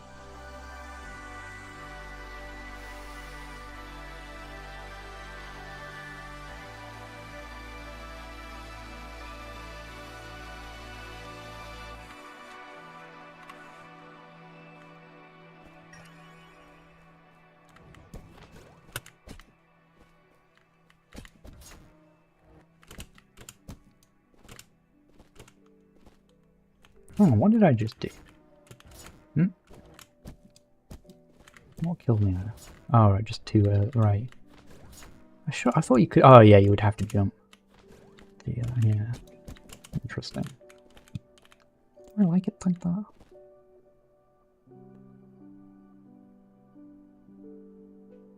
It's fine. Okay, camera kicks in there. No, is there any weirdness? I think that's where that is. This is too intense. Less intense music, please. I love the song, but like sometimes it's just gotta fit the mood. Yeah, this is more chill. We like it. Yeah, this is below the transition point of that, I think. I think that should always just be okay. And it's nice now that this isn't too low anymore.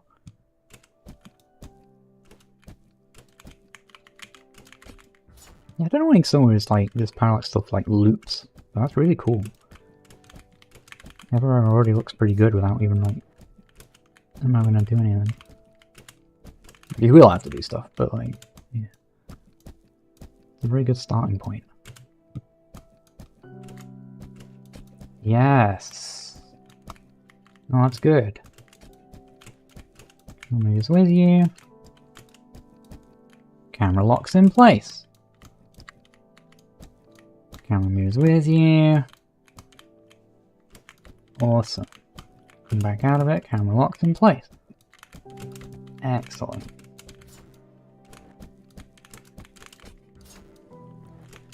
I'm gonna get this gem again for funsies. And then I think I'm done for today, honestly. I think I was planning on a shorter stream today and we've already run to 5:30, so...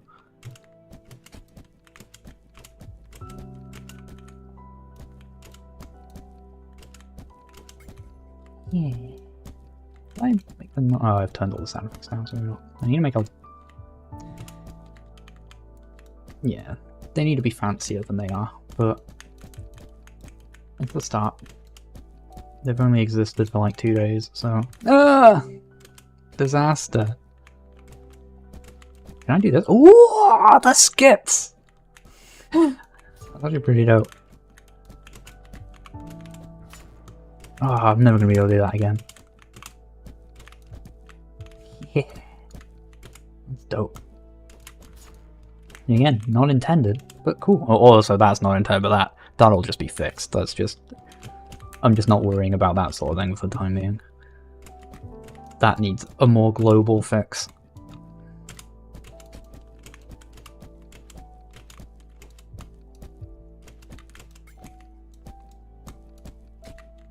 No! I'm just gonna go for that every time, you know.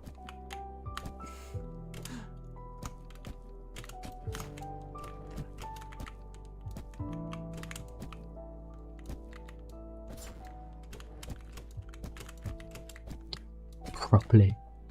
Yeah, also shouldn't be able to do. Just those tile ones, for some reason, they don't quite reach the edge. I don't know why. I feel like some GameMaker update thing has done something I don't understand for how they used to work.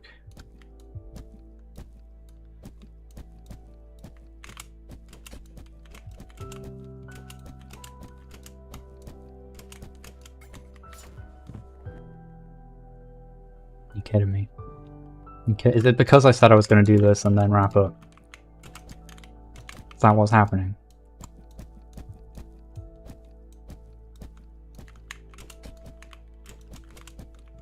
This, by the way, is one of the many reasons when you're playtesting your own stuff. I mean, there's more to it because it sounds like an impossible task anyway, but like...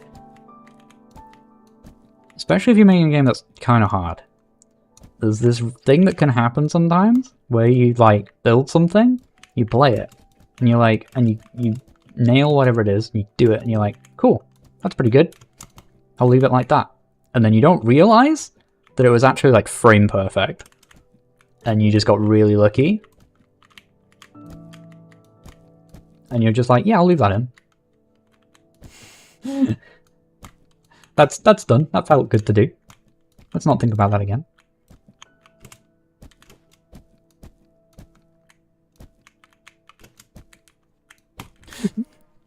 How do I keep doing that? I don't even have to. I could just drop down and around. In fact, that's actually maybe kind of problematic. Maybe I do one with that again. But that'll be for the second draft. This is the first draft. And you remember that, because I think I'm over-tweaking some of these things. Some amount of tweaking is appropriate, but like, there's... I really need to make myself where the first draft ends and the second begins and stick to it more.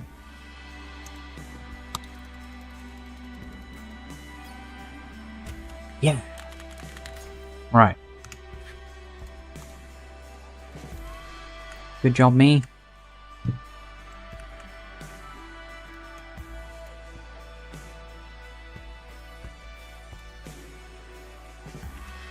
Man, this desktop wallpaper is totally ruined by my desktop icons literally all covering the cool robot.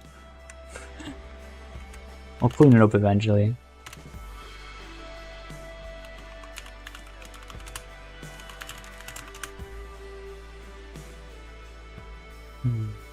I can stop that error coming up every time. It's kind of annoying, but I think that's just the nature of the new project path. Or maybe it's just things that are replaced, actually. Modified. Oh no, it's new files. Is it no ARP trigger? ARP HYY? Just certain types of YY files, I mean. Oh yeah, just YY files maybe? Yeah, the GML ones didn't. Yeah.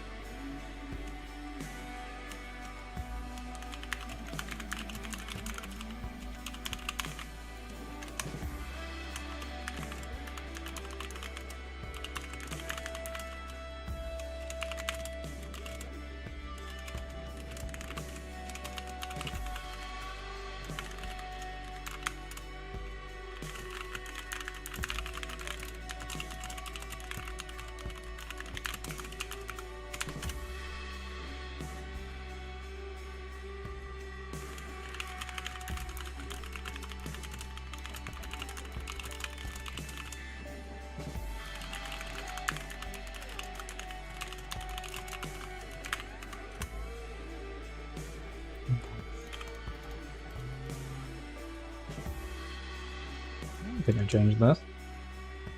Whatever. Oh yeah.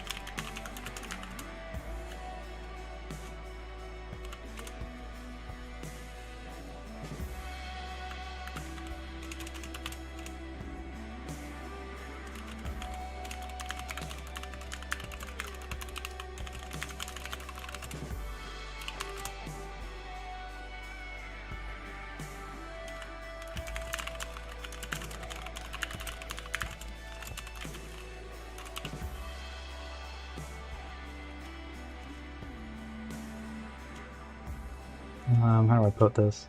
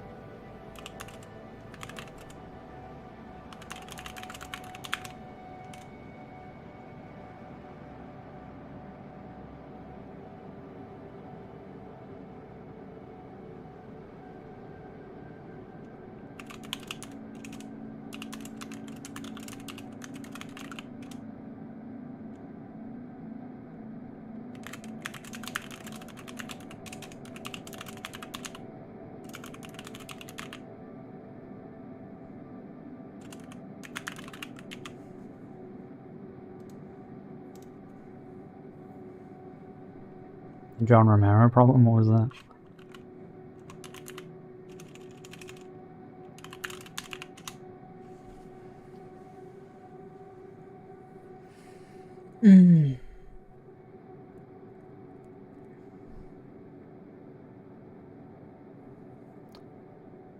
Sweet. Okay. You're good at testing your own games you probably don't reasonably undercover. Yeah, like, I mean, it's been a whole thing. Like, it still is to this day of me trying to work out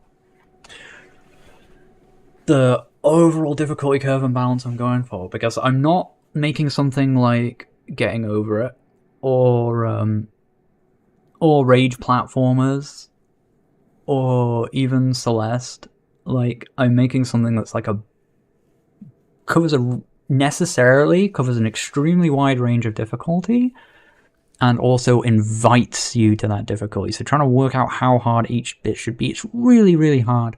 And I'm constantly running into problems of like me thinking things are too easy and people are gonna blast through it, and it's just like not gonna be satisfying after, you know, you've already come this lot. Like the mountainside I basically need to completely redo. The first version of it I made is way too difficult. Like it's just for the critical path like of the game, it's just way too hard for people. Like that's the sort of thing that's only fun if you're like really committed and into it. And it is fun if you're committed and into it, which some players will be by that point, but the critical path is meant to be for everyone in this game. Like the journey from just landed on the game to getting the end credits, you don't have to get a single gem, you know, you don't have, like every single major challenge where the real kind of meat of the difficulty comes in should be optional, and that mountainside was always going to be a slight exception to the rule, but it's way too much of an exception to the rule. So I'm basically just going to have to redo it, which is a shame because like I drafted the whole thing. I made a really huge ass like world, but yeah, it needs a big rework. It was someone on Twitch chat, Traumatized Edgeworth, said the John Romero problem is too good at testing your own games so you provide an unreasonably unobtainable benchmark standard. Which makes sense. Anyway, I am going to go away. Thank you all for hanging out. I'll see you all at minimum next Friday, I hope. Or will I? I say this every time and I'm never sure. I have to check my calendar to know. Yeah, next Friday. But hopefully maybe I might even make a video again. So who knows? Maybe there'll be YouTube videos. I hope there will be. We'll get there. I'm sorry for how long it's taking. It's just been a murder of a start to the year. I'll see you guys when I see you guys. Cheers, everybody. So I can't be bothered to do a raid with Twitch people, so we're just gonna end it. Find your own entertainment. Maybe next week. Yeah, that's all I got. See you guys.